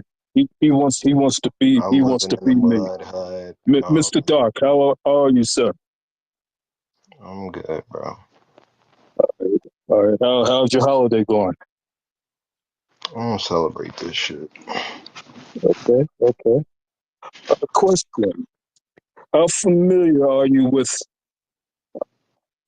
stone tool technology and the beginnings of it? Stone tool technology and the beginnings of it. I have some knowledge on it. What? Brother McCall, you here? Brother, can you hear me? I can hear you now, yes. Okay. Mr. Dark, I'm waiting on your answer, sir. I said, yeah, I'm familiar with it. Okay, so you're familiar with the Alderman Industrial Complex. Would that be correct, sir? Yeah, I have some knowledge on it. I read a little bit on it. But, okay. Like, what is the whole point? Like, get to the point, though. Okay. Well, first of all, the point is you don't know and you're not familiar with it, and you're bullshit. What is? All right, so we'll take it from there. The Alderman Industrial. Simmer down, son. The Alderman Industrial Complex is the oldest stone tool technology hub on the planet. Began in the Ethiopian highlands. That same complex, that same style of stone tool technology is found in the Americas. And we're talking 2.6 million years ago. Are you familiar with that? Listen, bro, you have okay, no, you listen. Because I'm combing your hair. I'm combing your hair, ancient and you're East stupid, Asia, and bro. you're Like, what the stupid, fuck are you even uninformed, talking about? and you're a stupid, uninformed, babbling Negro. Listen, You have the all same of Africa at one technology, time, but especially different. during that time, was green. God, So there it's a were many fucking waterways. You understand? There were ships that traveled through the Mediterranean, the Red Sea, the Indian Ocean, and the Atlantic Ocean, and populated the world. Starting 2.6 million years ago, do you know that, son? You don't. Dear brother Alan, thank you for the opportunity to speak. Yeah, thank you so much. Stupid ass nigga. Made absolutely no point at all. Okay. Well, let's get Grinds TV in the building. Brother Grinds. What's up, Brother Tariq? How you doing? I'm good. What's up, Grinds? I wasn't gonna come up, but I had to speak to something that Italian guy said earlier. I'm gonna address what he said, and I'm also address this person is this other speaker right here. I'm gonna start with what the Italian guy said. I get sick and tired of people telling us, first of all, the experience that he has, he can't speak from our experience because it's two different realities. Yeah. He was allowed into whiteness Yeah. when his family came over here. So you can say we came over here and, with a couple of dollars to our name and build our way to the top of whatever, get LLCs. Black folks have been understanding the importance of getting LLCs for years and investing in businesses. And then what happens? The riots that took place in the late 19 teens and 1920s, is specifically Tulsa, Black Wall Street, the several Black Wall Streets. Even since then, we've still been able to, build from whatever, in spite of whatever white supremacists did to us. That's our history. We have a history of getting it out the mud every time. I don't like when people say just leave the past in the past and only focus on the future, or in this case, this guy said focus on the now instead of the past and the present. I always tell people, in order to, focus on the future, you have to deal with the now. And in order to be, really, get to a resolve for the now, you have to get back to the root of the issue, which is in the past. And the problem is we're dealing with this white supremacist ran government wanting to erase our history on both sides. And the thing is, a lot of times the left, and I don't want to make it political, but facts are facts. You have to let the left side gaslighting the hell out of the right side of the racist bald eagle, about them trying to remove certain elements of the history, as far as like the economy being built off of slavery and all of that. But what is the other side doing to fight it? Nothing. So that lets us know that they are complicit with it. And a lot of people don't want to talk about where things are going to, as far as, the things in the world, but we have to know. I'm not going to get into it, but we have to know, and we have to, be able to have the honest conversation so that we can get to a successful resolve. Now to this guy right here. I'm being a person from the south side of Chicago, the Wild Hunted specifically. I've been in other areas. I've been north and south. This whole claim, I'm not a tether, I'm not an immigrant because I'm from the south side of Chicago, as a real Chicagoan who has Black American history on both sides. I got the paperwork to prove it. The whole claim of South Side, that doesn't, negate anything of anybody having immigrant backgrounds. And if you are Jamaican or Caribbean or African, sir, that doesn't fool a person like me, because Africans have been staying, if they're not on the north side, like in the uptown area of Chicago, Rogers Park or Edgewater, y'all asses is on 90th and Cottage Road, which is the southeast side, and Africans have been there for years. So you're not fooling anybody in our land. Happy holidays to everybody. So much, brother Ron. So don't. What you niggas are how the fuck can you niggas identify me? Like, Yeah, man, you just got tether energy, brother. And how, bro? Like, I'm from south side of Chicago. Like, okay, well, I'm from 72nd and Halsted. Like, yeah. Okay, sir, but again, if I say real quick, I'm sorry, but listen, 90th and Cottage Grove, y'all been there for what years. type of immigrant you Listen, know is I from personally that even fucking knew it. I went to area? high Like, school what with a the fuck? Nigerian that stayed whose family stayed on the west side of 87th and the Dan Ryan, Bro, I right don't before have a going to fucking Trier High African School, fam. immigrant in my So that doesn't fool family. Like, anybody. Africans have been staying on the south I side for just years. know I'm They a stay nigga there when from they first Africa. migrate over here. That's before they put their money together and move somewhere better. You're not fooling anybody, sir. Okay, whatever, bro. And that's the thing, y'all Sure. tell us is always And talking about that's kind of a Southside, ad GDs, hominem too. BDs, Like, that's really 63rd, O Block, bro, I Chief don't Keef. claim none of Like, learn that something else shit. about What the fuck Chicago, are you and y'all talking always about? use the same tropes and shit. Like, you're not fooling anybody, fool. Knock it off.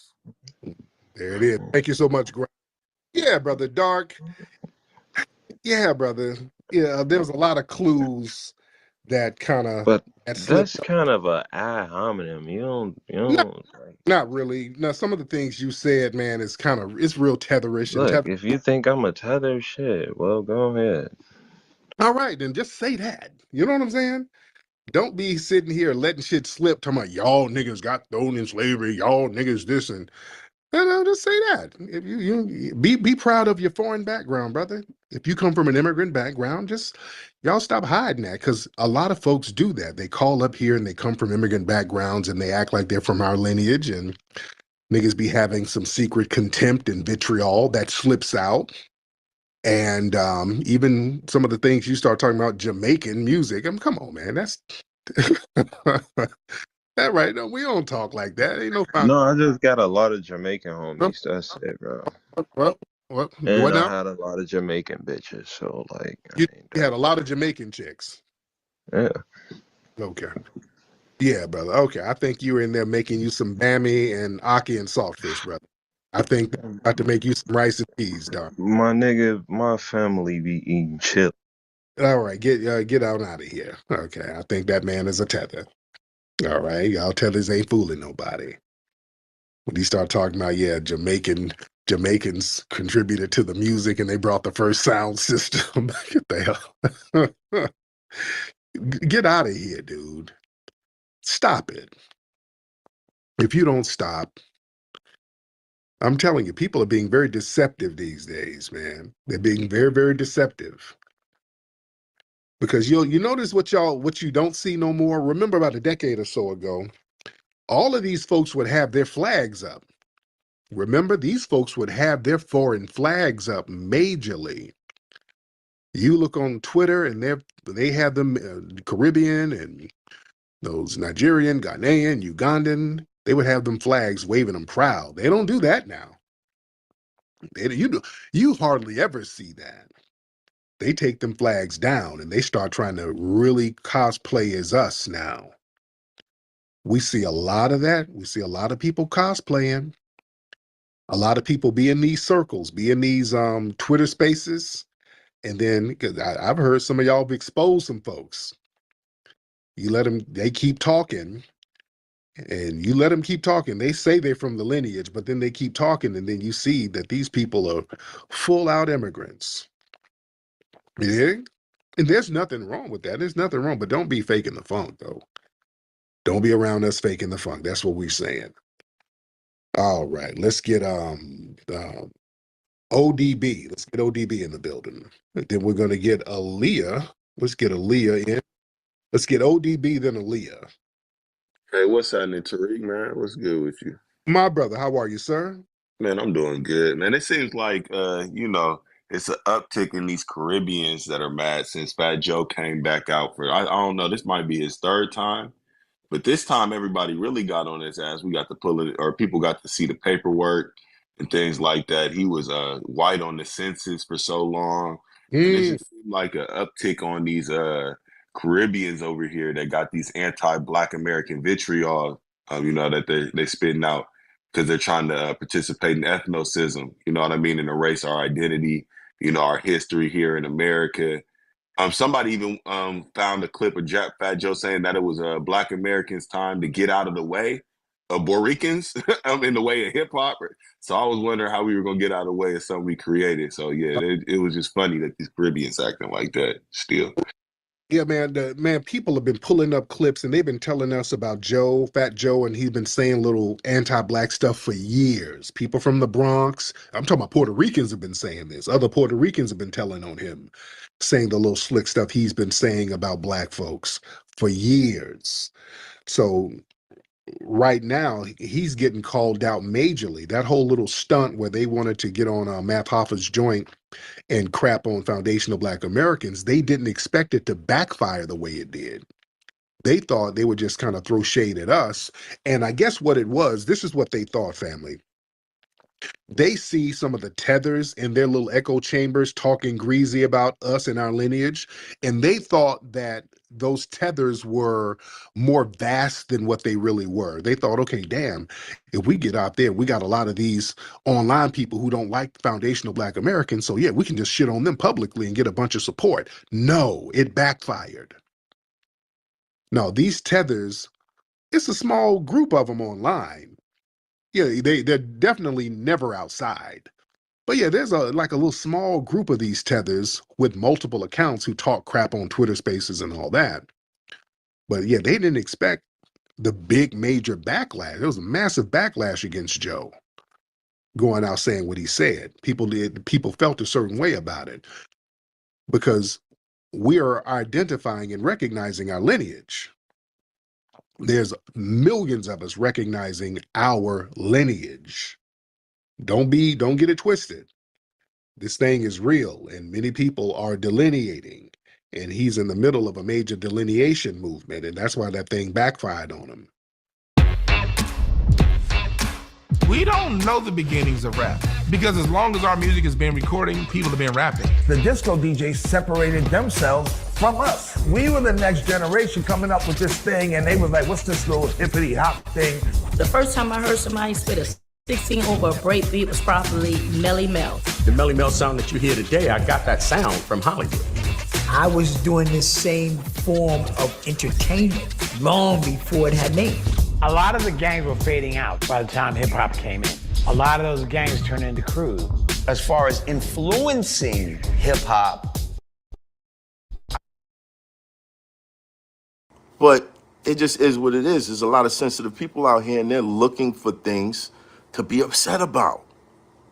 They're looking for a cause that they can stand for. And I'm not mad at you. That's why a lot of young boys join gangs. They're looking for something to belong to. They're looking for an identity. Most people don't have a personality. They don't have a personality, so they look outside of themselves for an identity. And once they find an identity that accepts them, then, you know, they go all out for it. Hence why somebody would be attacking, but it just is what it is. There's a lot. We need to find something else to be enthusiastic about because I'm not your enemy. Fat Joe is not your enemy. We not your enemy, son. We are not your enemy. We are not seeking to oppress you. It's just weird. Just search for, COINTELPRO. I agree with that. I do agree with that. I do think that there is something afoot when it comes to how weird this shit is. We need to find something else to be enthusiastic about because I'm not your enemy. Black Americans people, I don't like them because they take lots of drugs. They do fucking job. But I don't like them. They do what? They fuck a lot. I don't like them. And Rwandans don't fuck. They don't like it. Yeah. But I don't believe you. Yeah, that's my opinion.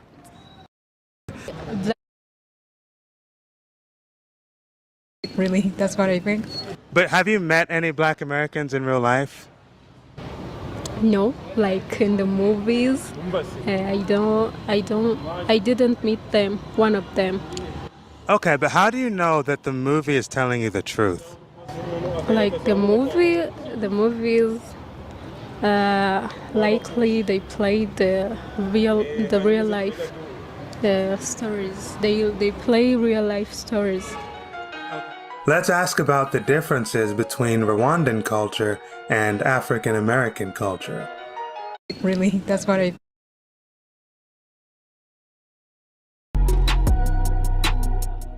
Now, what do you think about the Black American culture? Fucked up. I'm sorry.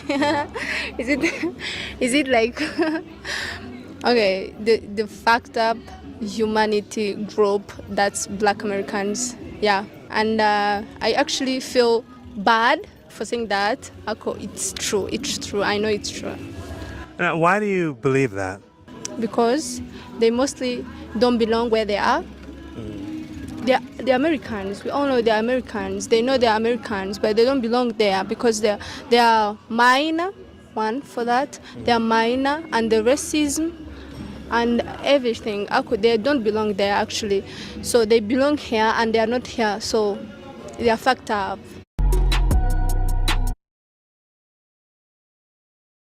So you think Black Americans should return to Africa? They shouldn't. That would be bad. That would be bad. That would be the end of. So you think Black Americans should return to Africa? They shouldn't. That would be bad. That would be bad. That would be the end of Africa. So you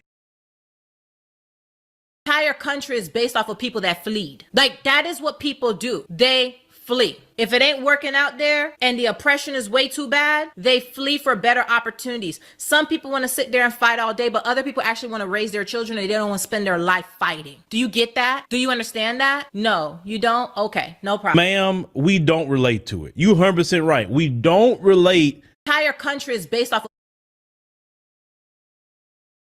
So now let's move forward. So as an immigrant, I'm here in this country. What do I want to do? Put my best foot forward. What do my parents want to do? Put their best foot forward and give us the best opportunity they possibly can. Thank you, Lord, for my parents, because they did exactly that. But it's my turn as their child to hold the baton. And one thing I always say, my parents did not risk their lives to get to America for me to get involved in some political warfare. My parents did not risk their lives for me to get to America, for me to sit here fighting people all day. That makes absolutely no sense. And I think because you guys have never taken that level of a risk, you don't understand that level of responsibility and accountability. That's really the problem here. Because if you really risk your lives to have something, if you really risk your life to get something, you're not willing and ready to throw it away. So now let's move forward. So as an immigrant, I'm here in this country. What do I want to do? Put my best foot forward. What do my parents want to do? Put their best foot forward and give us the best opportunity they possibly can. Thank you, Lord, for my parents, because they did exactly that. But it's my turn as their child to hold the baton. And one thing I always say, my parents did not risk their lives to get to America for me to get involved in some political warfare. My parents did not risk their lives for me to get to America for me to sit here fighting people all day. That makes absolutely no sense. And I think I'm sorry, I can't do Americans. I need somebody with culture. I'm sorry. Black Americans got culture. Americans got culture. You rolling. I need somebody with culture. Americans don't have culture. I got culture. We got the culture. We are the culture. Who the culture? We are the culture. Globally, they know about Black Americans. No, hold on. We not globally, they know about Black Americans. But you gotta remember 1804, baby. I'm the one that went. Shout out to the brother who stood 10 toes. He was immediate like, oh no, baby, you tripping. So I'm glad there actually is some FBA people up here, to defend us, because this is not the first time I've heard this nonsense before.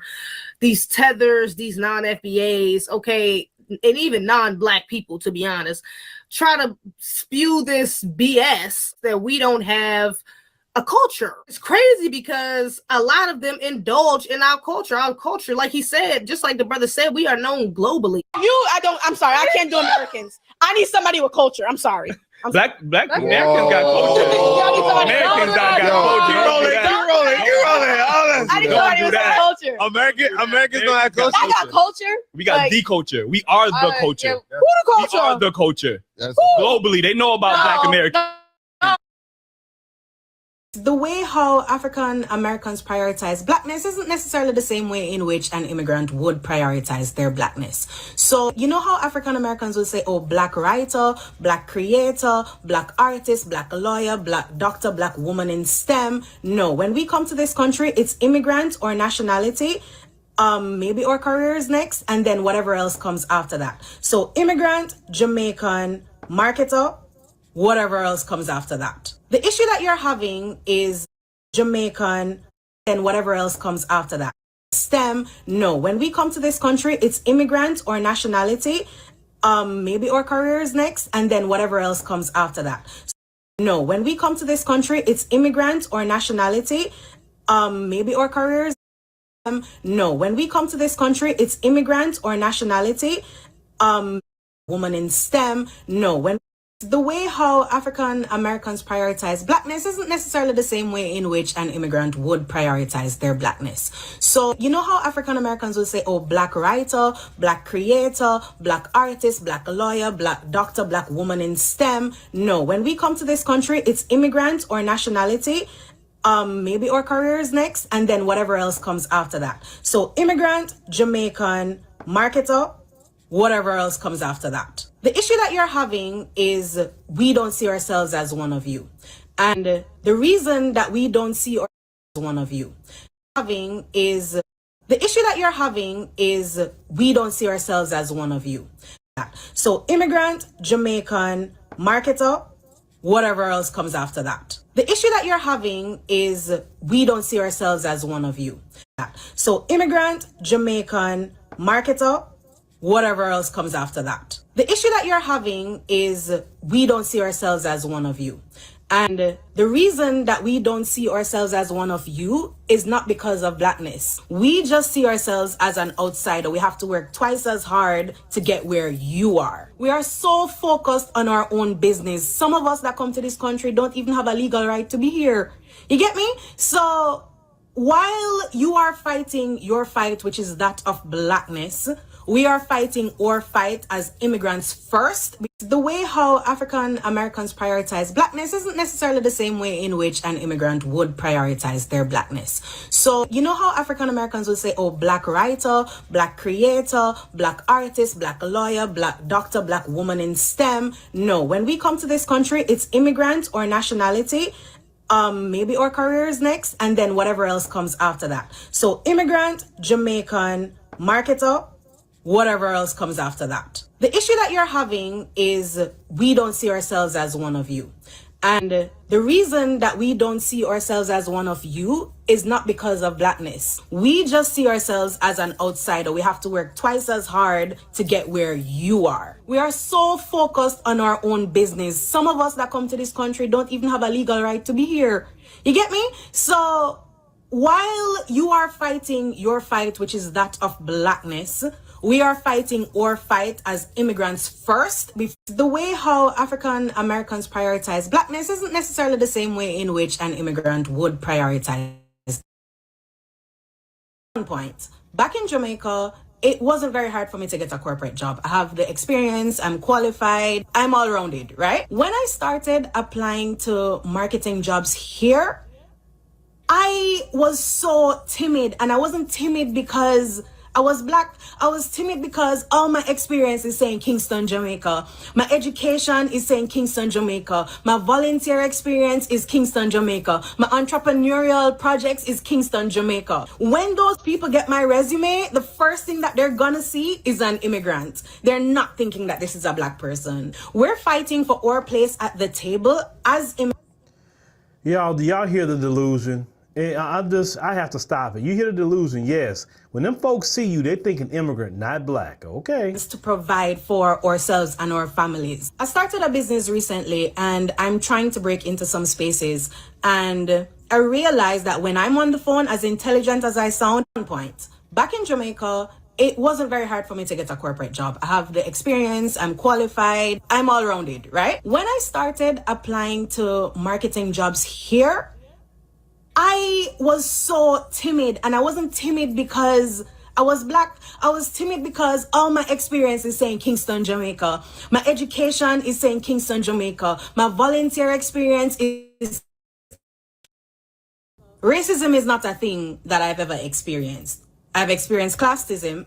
I've experienced colorism, but not racism. So the kind of anger that you rightfully have, we don't necessarily have that. We don't necessarily have that anger. We don't have that chip on our shoulders the same way how you would have it. We can empathize with the situation, and we are very upset when we see racial injustice. But the kind of anger and drive that you guys have, we don't always share it. Like, we don't necessarily feel it. Even though we're willing to support you guys, we don't necessarily feel it the way how you guys feel it. And rightfully so, because it's...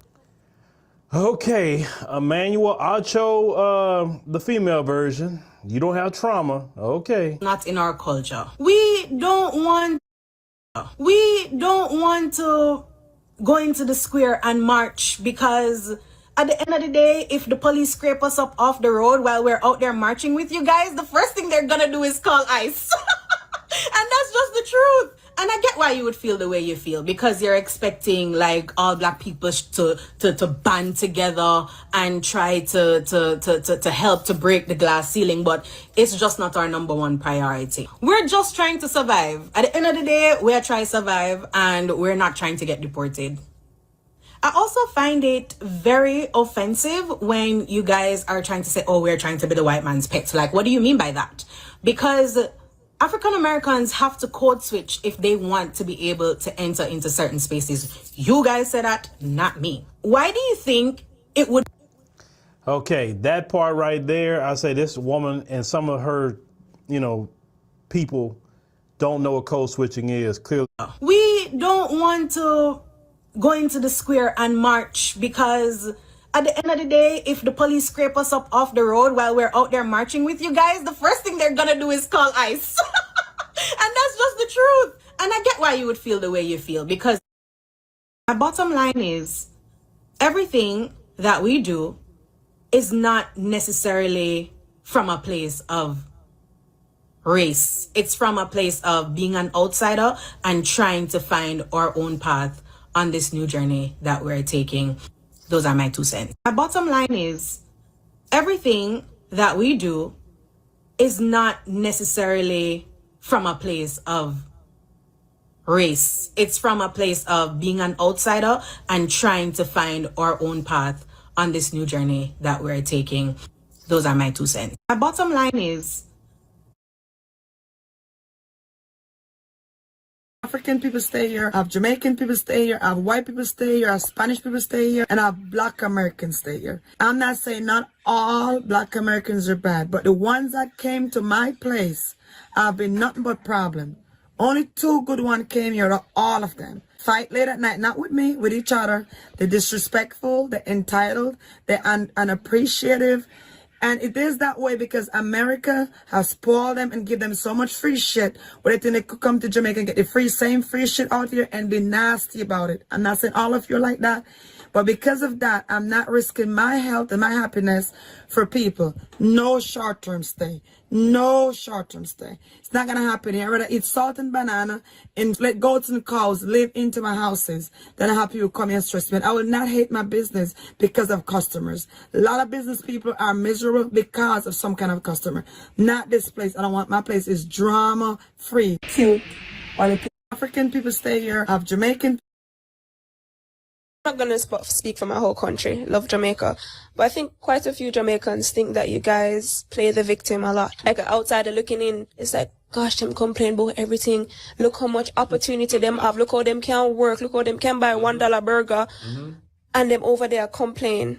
And that is how I was preconditioned, if I'm being totally honest. They're like, Shante, makes sense. Yeah, don't go over there and waste the opportunity. Don't go over there and start complaining. Work for your own, focus on that. So that's always been my mindset. We're so focused on just making it. I really want to emphasize that. But sometimes when you just are focused on, oh, you go eat, you know, things say somebody a touch you. You know, things say, oh, I'm not have the right temperature. We're hungry. We are good. I'm not going to speak for my whole country. Love Jamaica. But I think quite a few Jamaicans. Unbiased Sports, gloves off. Thank you again. He said, tether equal Black immigrants that undermine FBAs. Not all Black immigrants undermine us, our tethers. There you go. Which answers your question about Minister Farrakhan. Because again, he didn't try to undermine us. This is a perfect example of trying to undermine us by saying that you created some shit that you didn't create. That's undermining. That's divisive, to be undermining someone. If you were working tirelessly for the Black man, like a Farrakhan, who was not trying to, undermine us in that type of way, who was carrying on the foundational Black American traditions that were taught to him by Elijah Muhammad, the most honorable. Unbiased Sports, gloves off. Thank you again. He said,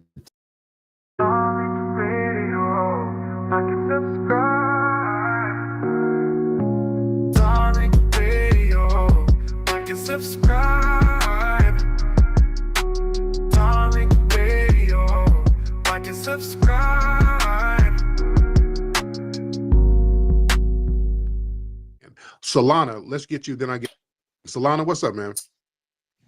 Yeah, Tariq, did you see the story that the Kingdom of Benin is offering citizenship to Black Americans? I didn't see that. When did they announce that? Recently, like the last few days. Let me see. I'm looking that up now. Do they have a new? Yeah, that's all I wanted to say. I land my plane. Oh, Thank you. Thank you. All right, now I got to look into that and see what the catch is. Hold on, I'm looking that up. Let me see if they require a bag. Let me see what the requirements are, because a lot of times now what they're doing. Let me see. Country are citizen slaves alongside Ghana. Benin citizenship, descendants of the enslaved. I'm looking this up. Okay, let me see this. Benin grants citizenships to slave descendants as it faces its own role in the trade. All right. Let me see what they're talking about. Feeling at home in Benin, a new law by the president, Patrice Talon. The law is open to everybody already 18, over 18, who don't hold African citizenship and can provide proof that an ancestor was deported via the slave trade from anywhere in sub-Saharan Africa.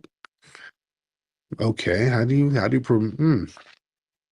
How do you prove that? Do you do it with DNA? Okay. How do you get citizenship?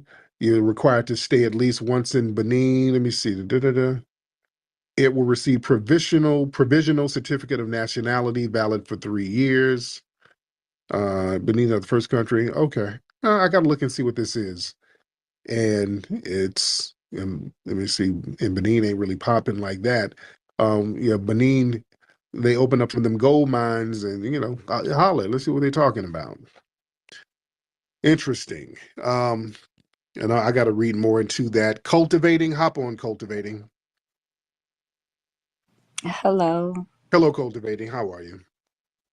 I'm wonderful. How are you? I'm good. I'm good now. T.S. Giselle said some things about you earlier. What was that about?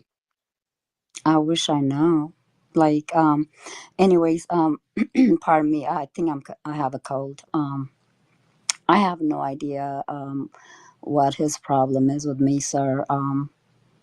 Maybe you can tell me since you guys are close. I'm close. Who's close? Giselle, and you? How are we close? I've never met T.S. Giselle before. Oh, okay. I thought you did. I don't know. I have no idea. But I have no idea why he has a problem with me. You want to bring him so he can tell me? Right. But what made you think we were close? Where'd you get that from? On X streets, people were talking. On the X streets, huh?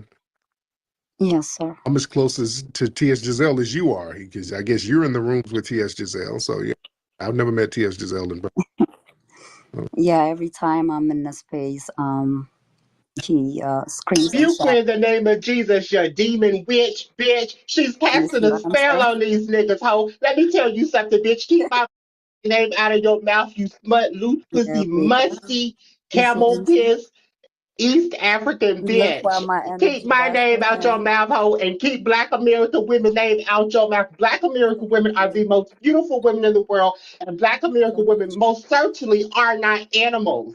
So Look how at dare you. you, bitch, come over here and call Black American women Look animals? at you. First off, bitch, No. you You only the got animal. 25 minutes. You only You the got animal. 25 minutes left in this country, bitch. You You the animal. undocumented You the tether. animal.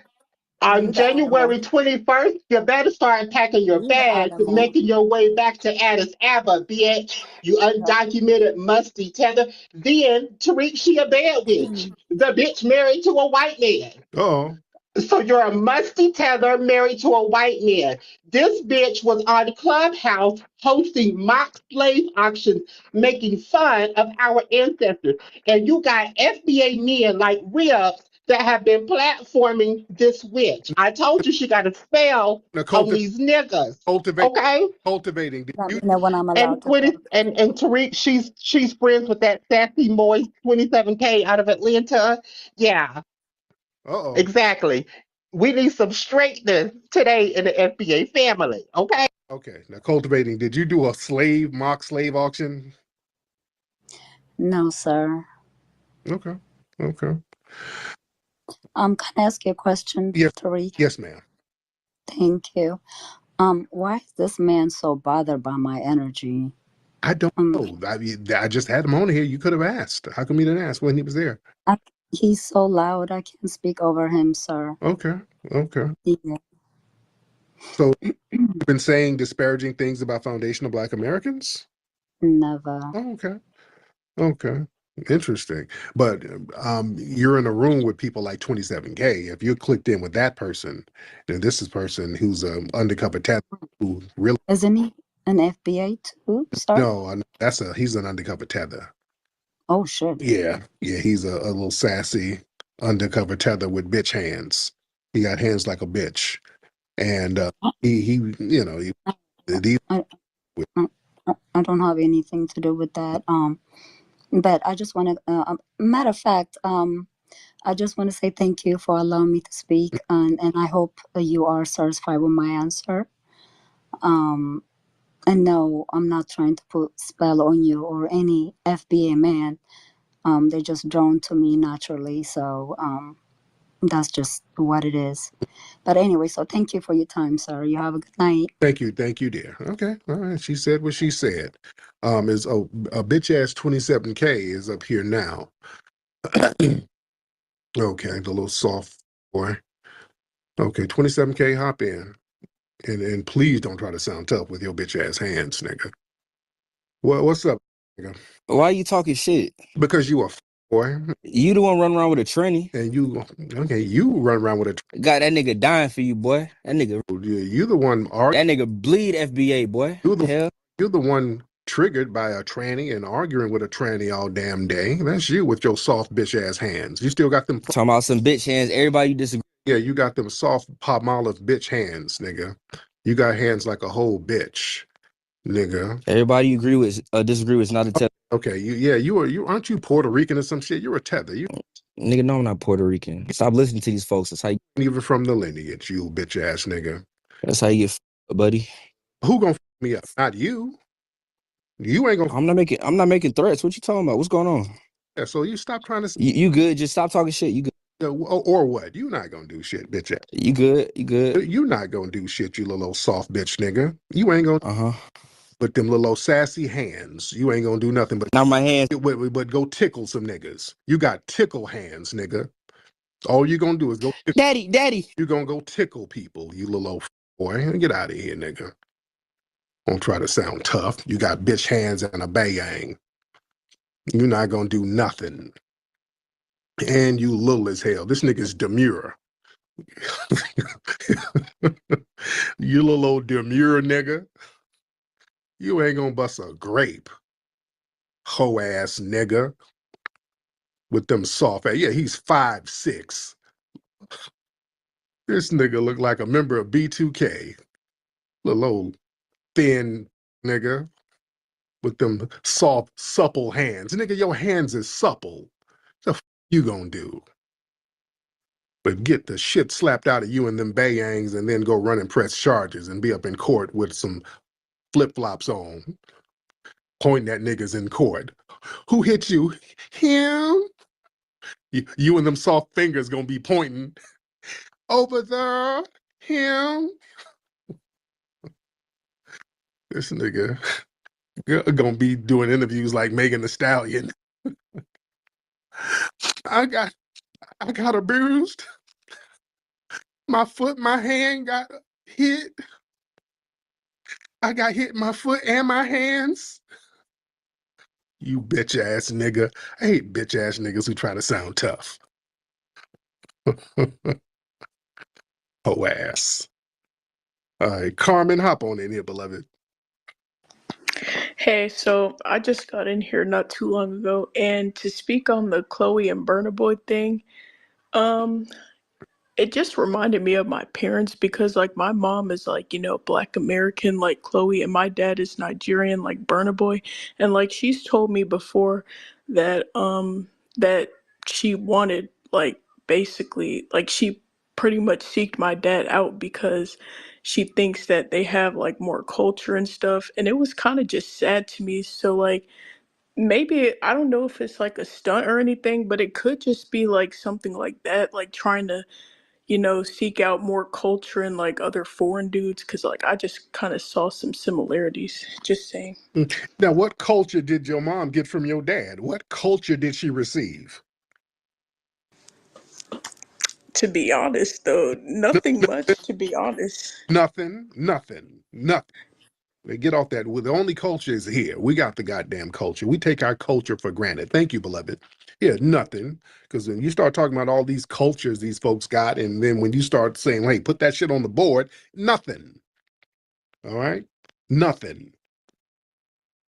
Y'all don't really want to get into a culture war. Foundational Black Americans, we are the culture. I want y'all to get that through your heads.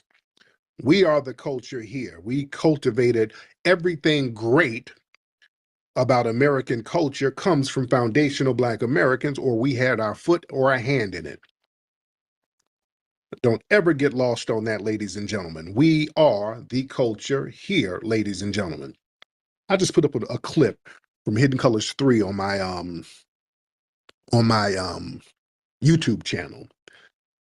I'm putting up some of the old clips because we were about to start getting the new Hidden Color series cranked out. So I'm giving somebody some refresher courses. I'm giving people refresher courses on the Hidden Color. So I'm posting a lot of short clips. I'm going to start posting short clips from some of the Hidden Color series.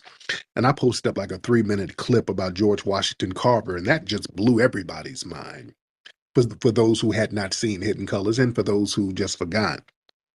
But we talk about just how influential he was to science, the culture of science. He came up with a whole different new science, chemergy, which is biochemistry. You understand? We've cultivated so much culture, and going back to George Washington Carver, see with our culture, people try to minimize us. They'll take our culture, and then when they talk about it in the mainstream areas of history, they'll just throw some kind of minimal recognition. Like with George Washington Carver, remember the other day I was debating a suspected white supremacist, and I mentioned George Washington Carver, and then he tried to make a little slick comment. Yeah, did he make a car out of peanut butter? And the white supremacists, they're good at trying to minimize George Washington Carver to some damn peanut butter. They try to make it seem like all he did was make some goddamn peanut butter. Family, this man created a whole science. George Washington Carver saved the agrarian South, by the way. He saved the agriculture of the South. During that time, the South, they were overproducing cotton. The white supremacists, they'll just run some shit in the ground when they get a good wave. So they said, cotton is selling, so that's all we're going to grow.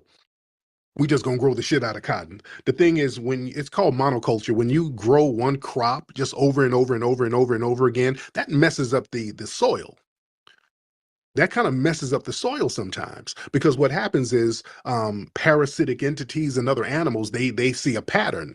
So animals that like to eat cotton seeds and cotton, they're like, okay, well, the cotton is going to be here this time of year, so we're going to go here this time of year. So insects and parasites, they all change their patterns to go for that crop, and then they start damaging the crop, then they damage the soil.